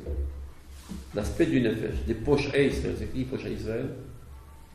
Ceux qui ne font pas Shabbat. Chilonim. C'est des chilonim idéalistes. Yoter metukenet. Elle est en meilleure situation. Ma nefesh shel shlomei emunei Israël shel hem ze yitaron. Que des gens qui sont fidèles à la tradition et qui appliquent les mitzvot comme il le faut. Mais le roi, les shlomim ou les Israël, mais qui ne sont pas idéalistes, est plus metoukenet que le roi de ces gens-là. Donc celui-là, il a cet avantage, et celui-là, il a cet avantage, et les deux sont manquants. Viendront parler des nishmetadam, ceux qui sont au niveau de la neshama, qui sont en contact direct avec la neshama, ce sont eux qui peuvent rapprocher ces deux groupes. Et de mettre en évidence l'aspect positif qu'il y a dans cela aux yeux de cela, et mettre en évidence l'aspect positif qu'il y a dans ceci aux yeux de cela. Parce que eux, ils sont à la source des deux, ils voient le positif qu'il y a en cela et le positif qu'il y a en cela de manière la plus désintéressée. Et avec amour envers ces deux groupes. Et donc eux, ils sont capables de rapprocher. Ça existe déjà ça aujourd'hui. Qu'est-ce qui existe? Un rapprochement entre ces deux. Non. C'est-à-dire c'est une synthèse des deux écoles qui donne naissance à une nouvelle génération qui est constituée des deux écoles en même temps. C'est qui a fait cette synthèse de nos jours? Le Rav Kook. C'est son rôle essentiel. Le Rav Kook, il est au niveau de la Neshama. D'accord. Le Rav Kook, il savait très bien que c'était sa shlichut, qu'il est Messiah chez la famille Hachem. Dieu m'a envoyé dans cette génération. Et son rôle essentiel, c'est de rapprocher ces deux groupes. Quand le Rav Kook est arrivé en Israël, il y avait deux groupes qui avaient un langage de sourds. Il s'appelait à l'époque Yishuv Yashan et Yishuv Hadash. L'ancien Yishuv et le nouveau Yishuv. L'ancien Yishuv, c'était des gens qui habitaient à l'intérieur des murailles de Jérusalem, ou bien à Tzfat, qui étaient des gens pieux et purs, qui étudiaient la Torah, qui priaient, etc., mais qui n'avaient aucun rapport avec le mouvement sioniste, et même qui dédaignaient le mouvement sioniste, et qui vivaient de mendicité, de l'argent que les Juifs du monde leur envoyaient, dans un état catastrophique d'hygiène et de tout ce que tu veux. Et à côté de cela, la jeunesse, emplie d'idéalisme sioniste, qui asséchait les marées avec dévouement au prix de leur vie, de leurs enfants, etc. Et il y avait une haine réciproque entre ces deux groupes. Ceux-là les traitaient de sales juifs, parce qu'ils étaient loin de la Torah des mitzvot, et ceux-là les traitaient de parasites qui ne servent à rien, et des gens qui vivent de mendicité, une haine totale, un discours de sourds. Et chacun accablait le groupe d'en face de tous les malheurs du peuple d'Israël. Tout ce qui nous arrive comme catastrophe, c'est à cause de lui. C'est à cause de lui. Le rôle des Léon Navi, qui précède la venue du Messie. Il est marqué j'enverrai Léon Navi avant la venue de ce grand jour de l'apparition de Mashiach. Qu'est-ce qu'il fera le Mashiach, le Léon Navi? Il rapprochera le cœur des parents vers leurs enfants et le cœur des enfants vers leurs parents. De quoi s'agit-il? De ces deux groupes. Le groupe de la génération d'antan qui avait gardé avec fidélité la tradition, c'est les parents. Et le groupe de la jeunesse qui avait totalement abandonné la tradition juive, mais qui s'est donné aux idéaux sionistes, nationaux, etc. Le rôle des lieux à la vie, c'est de rapprocher. Maintenant, si vous faites attention au passouk, deux secondes. Le Rav Shar Yishuv HaKohen, qui est le Rav de Haïfa, il raconte qu'une fois il est rentré dans une synagogue en Amérique, étant chez foot, et sur le Kissé Léonavi, parce qu'il y avait un Brit Mila, il y avait marqué Ve'eshiv Lev Banim Alavotam. Il regarde, il se frotte les yeux. Ve'eshiv Lev Banim Alavotam. Il leur dit, mais il manque une partie du verset si je ne me trompe. Le passouk, c'est pas comme ça. Le passouk, c'est Ve'eshiv Lev Avot Al Banim Ve'lev Banim Alavotam. Ça veut dire Dieu rapprochera le cœur des parents vers leurs enfants et le cœur des enfants vers leurs parents. Il dit, mais vous avez effacé la moitié du passouk. Mais évidemment, il ne sert à rien cette première partie. Comment ça n'est pas rien? Parce que il n'y a pas quoi rapprocher le cœur des parents vers les enfants, c'est les enfants qui doivent se rapprocher des parents. C'est eux qui ont déraillé et qui ont perdu la route, c'est eux qui doivent revenir à la grandeur de leurs parents. Mais les parents, ils n'ont rien à apprendre à leurs enfants. Et vous pouvez penser comme ça, mais apparemment, Léonavi pensait autrement. Parce que Léonavi a dit, et pas non seulement il pensait autrement, il pensait que l'ordre était que d'abord, avant tout, les parents doivent apprécier tout le positif qu'il y a dans les enfants. Ce n'est qu'alors que les enfants pourront peut-être être à l'écoute du positif qu'il y a dans les parents. Tant qu'il y a une méconnaissance et un dédain réciproque, on n'arrivera nulle part. Donc le Rav Kook s'est pris ça comme rôle essentiel durant toute sa vie. On peut qualifier Rav Kook d'Eliyahu Hanavi ou pas? Au moins une partie. Non, il n'est pas Eliyahu Hanavi. Nous ne sommes pas des chassidim, mon rabbi c'est le meilleur du monde. Non, mais c'est ce qu'il a fait pourtant. Ben, toi aussi tu fais ça. Quand on dit que Eliyahu Hanavi apparaîtra, ça veut dire qu'il apparaîtra sur les tours d'Azriel avec un chauffard et pourra tout. Ah d'accord. Donc ça veut dire que cet aspect Eliyahu Hanavi se mélangera à l'âme du collectif. pas une personne. Non, mais il se peut qu'il y ait des leaders qui, eux, mettent l'accent sur certains mouvements de l'âme collective et éduquent la nation dans ce sens, par leur grandeur en Torah et leur shlichut spécifique dans cette génération. C'est pas par hasard que Dieu l'a fait parachuter dans cette génération, comme c'est pas par hasard qu'il a fait parachuter le Baal Shem Tov dans cette génération, comme c'est pas par hasard qu'il a fait parachuter le Ramchal dans cette génération. Il y a marqué dans le Midrash Ra Kadosh Baruch Hu Tzadikim Muatim Pizera Mikol Adorot. Dieu a fait déjà un état des lieux bien avant l'histoire. Il s'est rendu compte qu'il n'y a pas tellement de tzadikim. On ne va pas tous les fourrer à la première génération et laisser les autres la bouche ouverte. Donc Dieu les a dispersés à travers cette génération. Donc il peut arriver que tout d'un coup apparaît une âme dans une certaine génération, mais qui est bien au-delà à des années-lumière de toutes les autres âmes de la génération. C'est une âme antique, de l'époque d'Adam Arishon, d'époque d'Abraham Avinu, d'époque de Moshe Rabbeinu, qui aurait dû apparaître à cette génération selon sa grandeur. Mais Dieu l'a empêché de parachuter dans ce monde. Attends, on aura besoin de toi dans 2000 ans pour éclairer ta génération, et tu auras une shlichut, une mission spéciale à faire avancer. Donc, quand le peuple d'Israël était en situation catastrophique, d'assimilation, etc., le Akadosh Baruch Hu a envoyé le Baal Shem Tov pour animer les âmes, etc., et leur donner envie, avec beaucoup de réglage et d'imagination. À un certain moment, il a envoyé le Ramchal pour faire réapparaître la Torah de la Kabbale dans ce monde. Puis avant, il a envoyé le Harizal. Chaque génération, il envoie la personne avec ses facultés et ses capacités qui sont exactement adéquates aux besoins de la génération. Et là, on se trouve dans une époque historique de la renaissance nationale du peuple d'Israël.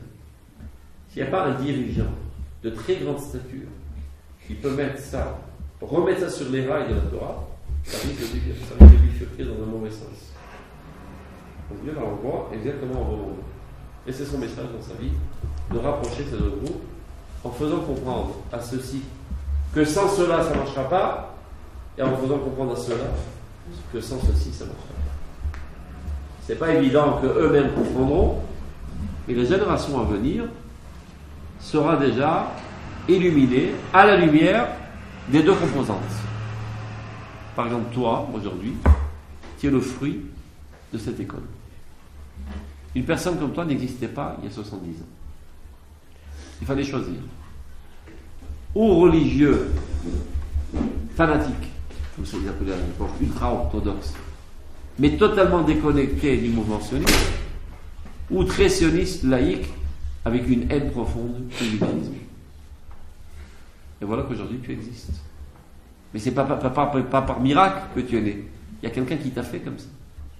Il y a une école de pensée qui t'a mis sur pied et qui t'a rendu comme ça, qui est la composante de ces deux éléments. C'est clair? Donc tu es le fruit de l'influence de l'idéologie. Il y a une solution hybride. Hein? On est hybride. Hybride. C'est quoi hybride? Croisement. Un croisement. Voilà. Les tzadikim comme ça qui l'envoient à Hachem, ils connaissent les dates d'Adora. Bien sûr qu'ils connaissent les dates. Et alors? Ça veut dire quoi en fait? C'est-à-dire que c'est des. Par rapport aux générations d'avant, c'est moins. Évidemment que le Rav Kook est bien plus petit que le Gaon de Vilna. Ah ouais? Bah évidemment. J'ai dit, il n'y a que les chassidim qui disent que mon rabbi c'est Dieu. Les gens normaux, ils savent évaluer à juste valeur les rabbins.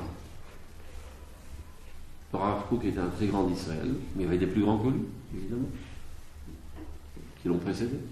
Tous ceux qui étaient avant le Rav Kook, je veux dire qu'ils sont plus grands. Peut-être pas tout à fait 10 ans avant, mais 100 ans avant, sans aucun doute.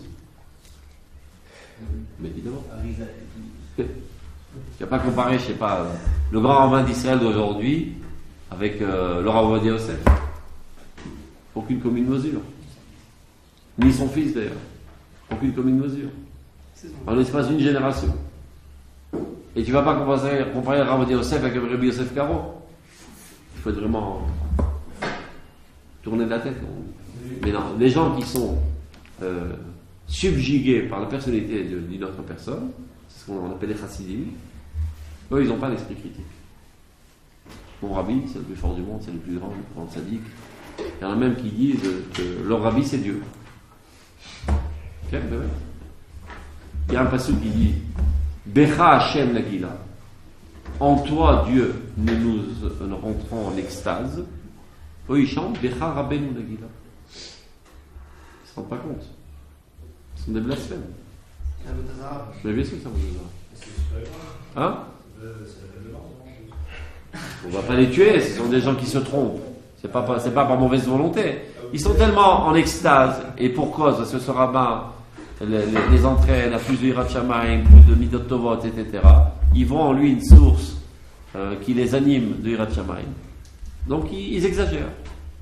Mais ça, il faut savoir que ce n'est pas les chassidim qui ont inventé le fait qu'il faille s'approcher du Talmid Chacham. C'est marqué dans le Gemara. Rabbi Shimshon HaAmsoni Darash et Kol Haetim Shebatorah. Chaque fois qu'il y a marqué Et dans la Torah, il a fait un drash. Par exemple, Kaved et Avicha et Imecha, tu respecteras ton père et ta mère, mais il aurait été marqué Kaved Avicha. C'est-à-dire Kaved et Avicha, ton grand-père, et Imecha, ta grande-sœur. Et, c'est-à-dire avec. Et comme ça, ainsi de suite. Tous les et qu'il a rencontrés dans la Torah, tu as trouvé un drash. Il en arrive. Et Hashem Elohecha Tira. Tu craindras Dieu. Et. Quelque chose que je vais mettre avec Dieu. Il y a un autre qu'il faut mettre avec Dieu. Avodazara. Il a déchiré tous ses fidouchés. Voilà. Des tonnes de pages qu'il avait écrites, il a tout déchiré, il a tout jeté au feu. C'est marqué dans le Zohar. C'est marqué dans le Zohar. Comment on le sait? Parce que les gens, ils savaient, ils avaient enseigné déjà. Il n'a pas voulu qu'il reste aucun zéphyr, aucune trace. Ah, Kieba Rabbi Akiva, il est marqué. Jusqu'à que c'est ramené par Rabbi Akiva. Et les Rabot à l'idée Rabbi Akiva peut se permettre. Il a des larges épaules. Il a la tête sur les épaules. C'est quelqu'un de rationnel. Quelqu'un de totalement terrestre. C'est quelqu'un qui était main dans la main avec Bar Korba. Quelqu'un de totalement terrestre. Lui, il peut se permettre et il saura tenir les rênes pour que le peuple d'Israël ne bifurque pas. Et il a dit la vérité. Et les Rabot à l'idée il faut avoir une crainte de Dieu et une crainte de Talmidei Chachamim. Donc ce fondement d'avoir une admiration du Talmid Chacham, c'est pas la Chassidoute qui l'a inventé, c'est marqué dans le Gemara. Le problème de la Chassidoute, c'est qu'il y a eu une exagération de ce domaine. Donc le fait qu'il faille respecter le Talmidei Chachamim, c'est un moyen de t'approcher de Dieu. Ou le Dov Kavod, avec la belle Talmidei Chachamim. Est-il possible de s'accoler à Dieu? Non, je ne peux pas le palper. Rapproche-toi de Talmidei Chachamim, ce sont les représentants qui sont le plus ressemblants aux traits de dévoilement divin dans ce monde. Tant que tu enseignes ça de manière proportionnée et qu'il y a énormément d'autres termes que tu enseignes, d'autres thèmes que tu enseignes, et ceci réalise 1%, 1 pour 1000 de ton enseignement, c'est bon. Quand est-ce que ça commence à devenir problématique? Quand ceci devient 100% de ton enseignement. Toute la Torah, c'est de s'accoler au rabbi. Il n'y a pas d'autre chose dans ce monde.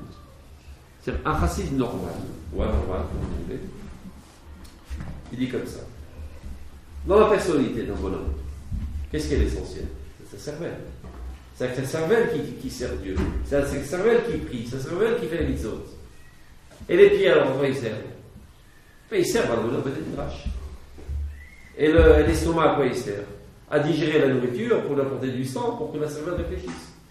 Mais quand la cervelle sert Dieu, ça élève avec cela tout le corps. Donc dit le chassid, moi je suis un pauvre type, je ne suis pas capable de me lever, je ne sais pas étudier la Torah, je ne sais pas réparer mes midot. Je vais être les oreilles du rabbi, je vais être les pieds du rabbi, je vais être les orteils du rabbi. Et si grâce à moi je vais aider le rabbi va se lever, il me prendra avec lui. Et quand lui rentrera au paradis, il me rentrera au ciel de bras. Le problème dans cela, c'est que ça amène à une annihilation totale de ta personnalité. Ce qui n'est pas souhaitable. Parce que Dieu ne veut pas seulement un juif sur terre qui le sert, mais il veut que toute la nation le serve. Il veut que chacun d'entre nous s'élève intellectuellement, moralement, idéalisme, midot, dans tous les domaines. Et non pas qu'on annule notre personnalité à la lumière grandiose du rabbi. C'est complètement faux, même de se dire un petit peu. C'est une démarche erronée. Ah, c'est quelque chose qui, à la base, est totalement pur et totalement souhaitable, qui a été hypertrophié, exagéré. Et comme toute chose, même la meilleure des choses, à partir du moment où elle est exagérée, elle dévie. Donc il faut garder l'aspect positif qu'il y a dans la chassidoute, qui malheureusement dans d'autres mouvements a été un petit peu estompé. Et donc la chassidoute a été envoyée par Dieu pour remettre sur la table son sujet à nouveau. Mais il faut savoir remettre ça à sa véritable proportion. Donc il dit le Rav, dans Orot, évidemment que c'est indispensable de s'attacher à un grand ami chacham si tu veux progresser dans la vie. Mais il faut faire attention.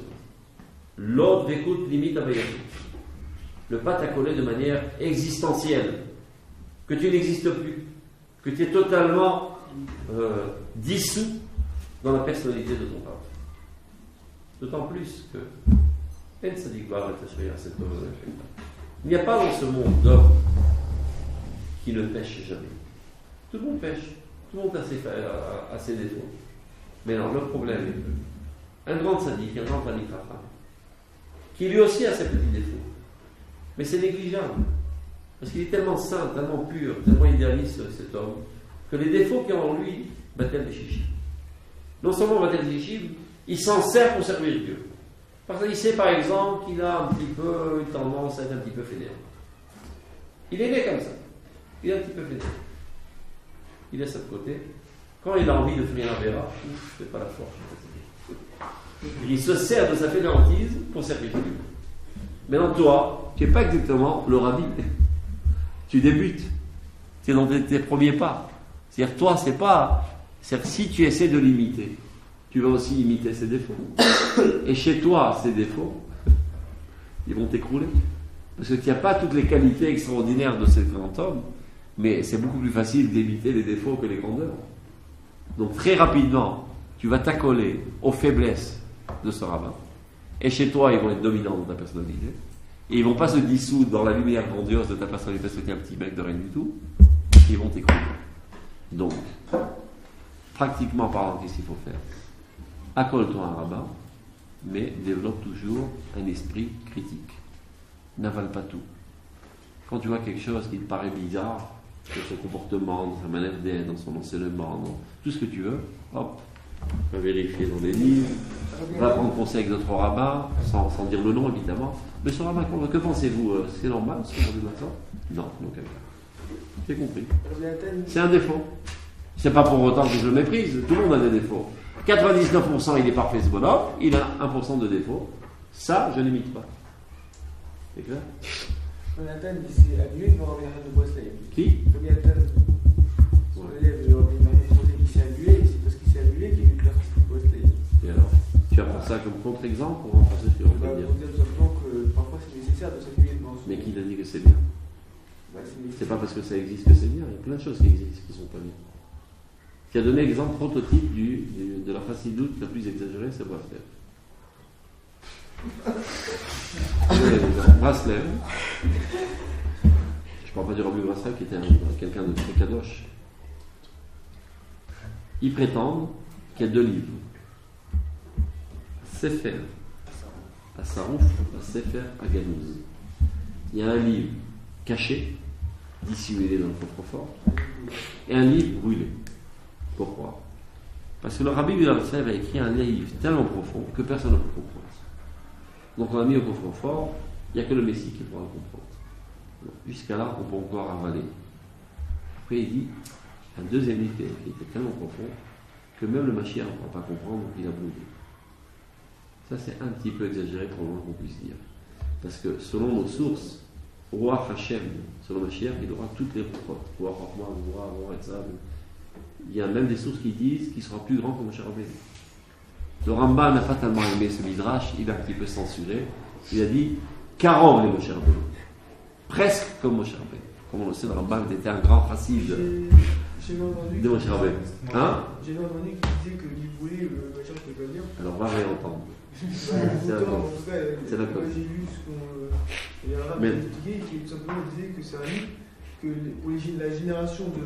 Quand il l'a écrit, bah, c'était trop grand pour cette J'ai pas génération. produit le bruit. Même le Harizal, il a écrit des choses incompréhensibles de cette génération qu'aujourd'hui on commence à comprendre. Il faut être optimiste, que les générations venaient se comprendre. Même Moshe Rabbeinu a écrit des choses qu'on ne comprenait rien à son époque et aujourd'hui on commence à comprendre. Même le Rav Kook a écrit des choses qu'on ne comprenait rien. Rien de rien à sa génération. Personne ne comprenait le Rav Kook, que vous le sachiez. Aujourd'hui on est des moins que rien et on comprend. Comment c'est possible? Mais tout simplement parce qu'on est des puces sur la tête d'un géant. Et qui est plus grand, la puce ou le géant? Évidemment le géant, mais qui est plus haut finalement? La puce. Il y a une addition constante des forces. Donc plus on avance dans l'histoire, plus on est haut. Donc c'est du gâchis pour le papier. Ne parlons pas de cela, et ce que je disais tout à l'heure, Bechar Rabbeinu Nagila, c'est Braslav. C'est ceux qui ont le plus exagéré dans cette tendance d'admiration totale et d'annulation totale de l'individu envers le rabbi, c'est Braslav. Toutes les chassidouyot de manière générale. Chabad un peu moins que les autres. Hein? Moi je trouve pas que c'est un problème. Comme on dit en démocratie, on va passer ce qu'on fait. On est en contradiction, c'est tout. C'est pas on est copains quand même. Comme toi tu aimes le chocolat et moi non, c'est pas grave. Tu comprends? C'est pas un problème. Juste pour ça, Rabbi Shimshon a soumis à jeter tous ses écrits, mais c'est un problème quand même. C'est de ça qu'il avait peur. Il y a une annulation et une déisation de l'homme.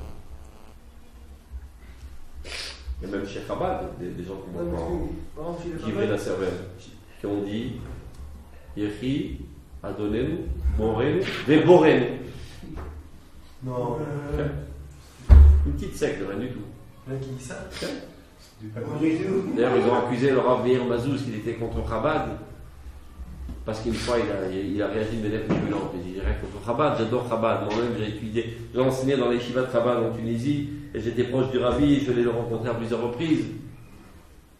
Et une fois, j'ai entendu une telle énormité. Évidemment que j'ai dû réagir, c'est la Rodazara.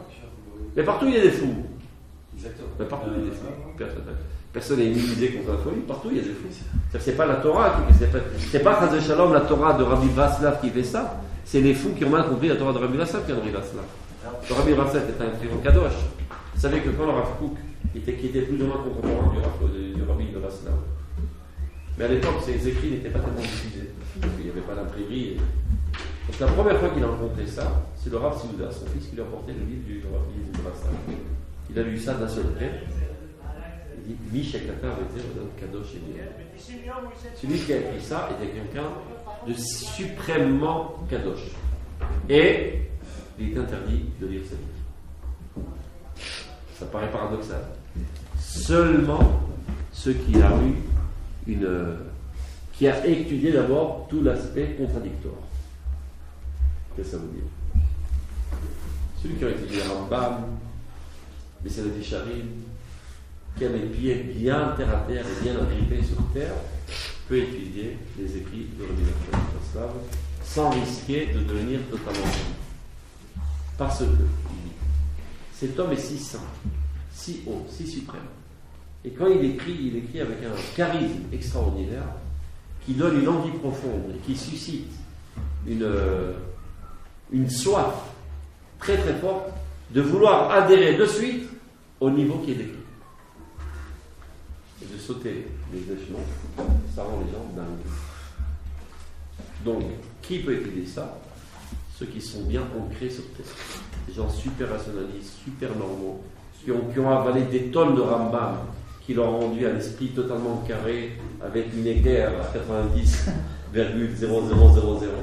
Des gens comme ça peuvent étudier ça et ne que se purifier et s'élever grâce à ces écrits. Les autres, qui ont déjà une tendance un petit peu voilà, bromifère, un ballon truc, à s'envoler rapidement, ils disent ça, ils deviennent totalement dingues. Et il y en a pas mal. Énormément. Énormément de personnes qui sont totalement dingues. Conséquemment, en fait, ils sont rentrés dans le monde de Braslav. Pas à cause de Braslav, en fait, c'est à cause de la Chine, la Torah de Braslav. Parce qu'ils n'ont pas gravi les échelons de manière progressive. Il faut faire très attention. Donc chaque chose a sa place dans ce monde. La Torah de Braslav est une Torah très très haute. On ne peut y accéder. C'est comme la Kabbale. Tu n'enseignes pas la Kabbale à un petit idiot qui débarque au maternel. Jamais. Parfait, ça fait un trou. Je ne parle pas de petits idiots de n'importe quoi. Dans la Gemara est marqué Arba nichnasu la pardes. Il y en a un qui est sorti normal. Et de qui on parle?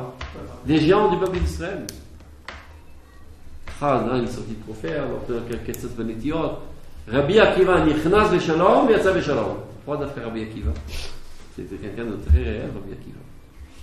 C'est lui qui a supporté la rebelle politique de Bar Kokhba. En étant un géant d'Israël, et c'était quelqu'un de totalement réel. Donc lui, il peut voir ce que tu veux. Tu peux lancer les bracelets, tu veux à Rizal, il ne perd pas les pédales. Il reste agrippé, et il s'élève, il s'embaume, il se purifie, il se parfume de tous les courants de la Torah sans aucun problème. D'ailleurs, une des conditions qui est marquée dans le Sefer Chagiga, pour pouvoir entrer dans le monde des secrets de la Torah, ça paraît bizarre, c'est d'être Dayan. Roi Dayan. Qu'est-ce qu'il y a de spécial à Dayan? Ça, c'est quoi un Dayan? Parce qu'on a affaire à toutes les sortes de... À toutes les saletés et les saloperies de ce monde. Je ne savais pas comment ça. Un Dayan, c'est quelqu'un qui rencontre toutes les mochetés de ce monde tous les jours. Les gens qui s'insultent les uns les autres pour des histoires de pacotille de 2 centimes. Et qui en font des histoires pour 2 centimes. Mais non, c'est une question de principe. C'est pour l'idéal de la justice dans ce monde. Pour des histoires vraiment totalement idiotes. Donc il rencontre tous les jours le monde le plus terre à terre. Il ne risque pas de s'envoler l'intérieur. Même s'il a des aspirations très hautes et très spirituelles, tous les matins il débarque dans la ville, on le fait réatterrir de force. Donc lui il peut étudier toute la Kabbale, tout le Rasta, tout ce qu'il a envie, il restera quelqu'un tout à fait normal, psychiquement parlant. Il y en a qui dégomment totalement. Pas seulement Rasta, ça peut être Rabat, ça peut être toutes les autres. Ça peut être Rafou quelqu'un. Et que ici c'est bien pour plus de Zéhirout, mais même ça, il y a des gens qui en sortent comme des poètes qui vivent dans la stratosphère et qui comprennent rien. Mais même, ils croient que c'est de la poésie, leur Rav Kook, parce que c'est tellement beau, c'est tellement écrit avec une littérature très haute et très poétique. Et ils chantent leur Rav Kook, alors qu'ils sont des idiots qui ne comprennent rien. Ils ne comprennent pas que derrière cela, derrière cet aspect poétique, c'est une équation mathématique. C'est très logique, très rationnel, très systématisé. Mais il s'est servi aussi. En fait, il a fait une synthèse. Vous savez qu'il y avait plusieurs écoles. Une des écoles, c'était l'école de la morale, à Moussa. C'était quoi cette école? C'était une école qui avait décidé d'avoir une influence sur l'aspect sentimental. Comment ça marchait? Alors, il y avait des maisons, Beth à Moussa, en Europe. Il y avait une maison avec tout un folklore, une taphora, un décor. Tu rentres dans une obscurité totale, des bougies, tu vas dans un long couloir, et à la fin il y a une salle avec des bougies, tout le monde s'assoit. Au milieu, il y a un rabbin, et qui commence à hurler comme un fou. Shabou Shamaï, il est réprimandé avec énormément d'émotion. Les gens ils tremblaient de peur, ils faisaient tu vois tout de suite. Non mais vous savez, les émotions, ça marche très vite, et ça disparaît aussi très vite, comme toute émotion. C'est comme un feu de paille. Ça prend très vite et ça s'éteint très vite. Quand tu veux allumer une grosse bûche qui a 1 mètre de circonférence, il faut se lever de bonne heure. Ça prend 3-4 heures pour l'allumer, mais après ça reste des journées, ça s'éteint. C'est la différence entre le réglage et le secret. Non, pas de problème. Si ça s'éteint très vite, eh bien on revient tout le temps. Une fois par semaine, on vient de s'en mettre à Moussa, on reçoit un électrochoc de morale, ça tient la route pendant une semaine, et dès qu'on commence à chuter du point de vue moral, on vient se réalimenter. Donc c'était une école qui préconisait cette manière d'avoir une influence sur le réglage. Et les autres écoles, des Itaïm, etc., n'en parlons pas, ils étaient totalement contre. C'est qu'intellectuel. Bon, je trouve qu'il a dit c'est dommage. On peut se servir de deux. Évidemment que l'essentiel c'est l'intellectualisme, mais on peut envelopper cela dans un style qui suscite une émotion, et comme ça on gagne doublement. On fait passer un message totalement rationnel et intellectuel qui est fondé sur les secrets de Kabbalah, mais on expose ça dans un style émotionnel, et comme ça glisse plus vite et on gagne les deux ensemble. Maintenant, il y a des gens qui lisent ça et qui rentrent en émotion par le style très poétique, et comme ça suscite une certaine élévation, une certaine extase, il dit voilà, j'ai fait ce qu'il fallait, je suis satisfait, je suis ému. Ça fait un idiot ému. Il sort aussi bête qu'il était avant de rentrer du cours. Il a rien compris, mais il est ému. Alors, on le voit tout en extase, les gens qui n'étaient pas au cours. Mais qu'est-ce qu'il a dit le rabbin? Tu peux raconter? Non, c'était extraordinaire. Et un petit truc, non, on ne peut pas dire en quelques mots. Il faut que tu rentres et que tu écoutes du début jusqu'à la fin. Mais qu'est-ce qu'il a dit? Je sais pas. C'était extraordinaire. Il a rien compris. Il est rentré en extase émotionnelle, mais il a rien compris. Hein? Il a rien compris. Pourquoi tu rigoles? Ça t'arrive? Non, mais j'ai une question, mais enfin, je ne veux pas dire du. On a dépassé un petit peu. Encore des chassidim. Les rabbins qui. Parce que on sent, je sais pas, parce qu'on m'a dit que déjà, quand il était encore vivant, le rabbi, il y avait déjà des gens qui avaient dit que c'était Mashiach, etc. Et enfin, je ne veux pas dire des trucs, mais le Je vais faire la guerre mondiale dans la salle. Non, mais le fait qu'il a fait. D'abord, c'est pas fait. D'abord, les faits sont erronés. Ils ont commencé toute cette histoire à dormir debout dès qu'il n'était plus conscient. Et qu'il était paralysé sur une chaise qu'il ne pouvait plus gérer. Ils ont profité de ça pour médiatiser ça, et les grands talmidei chachamim de Chabad étaient virés leur rencontre. C'est des gens qui ont médiatisé ça, et il y a une grande controverse au sein, comme on le sait. Très souvent, les fêtes des Chabadikim se terminent au baston. En dernière seconde, ils tirent leur drapeau jaune, hop, ils se tapent aussi. Ça met l'ambiance. Et certains travaillent qui pensent que c'est le rabbi Mashiach. Non, pas les talmidei chachamim. Oui, mais c'est eux, ils sont. C'est bien sûr qu'ils sont. Parce que c'est pas les critères de Mashiach. Et tu dis dans le Rambam. Justement, dans le Rambam, c'est les critères de Mashiach. Les critères de Mashiach marqués en Sémit Ramot. Oui, mais c'est le Rambam On peut tout idéaliser. Non, mais le Rambam, c'était pas un poète, c'était une shalacha. Et il apporte ça dans les 30 Melachim et Chamotéem, alors qu'il a expliqué tous les stratèges de la guerre, de manière très concrète. Et d'où le Rambam, vous allez le voir? Non, ça c'est ma vie dans le Rambam.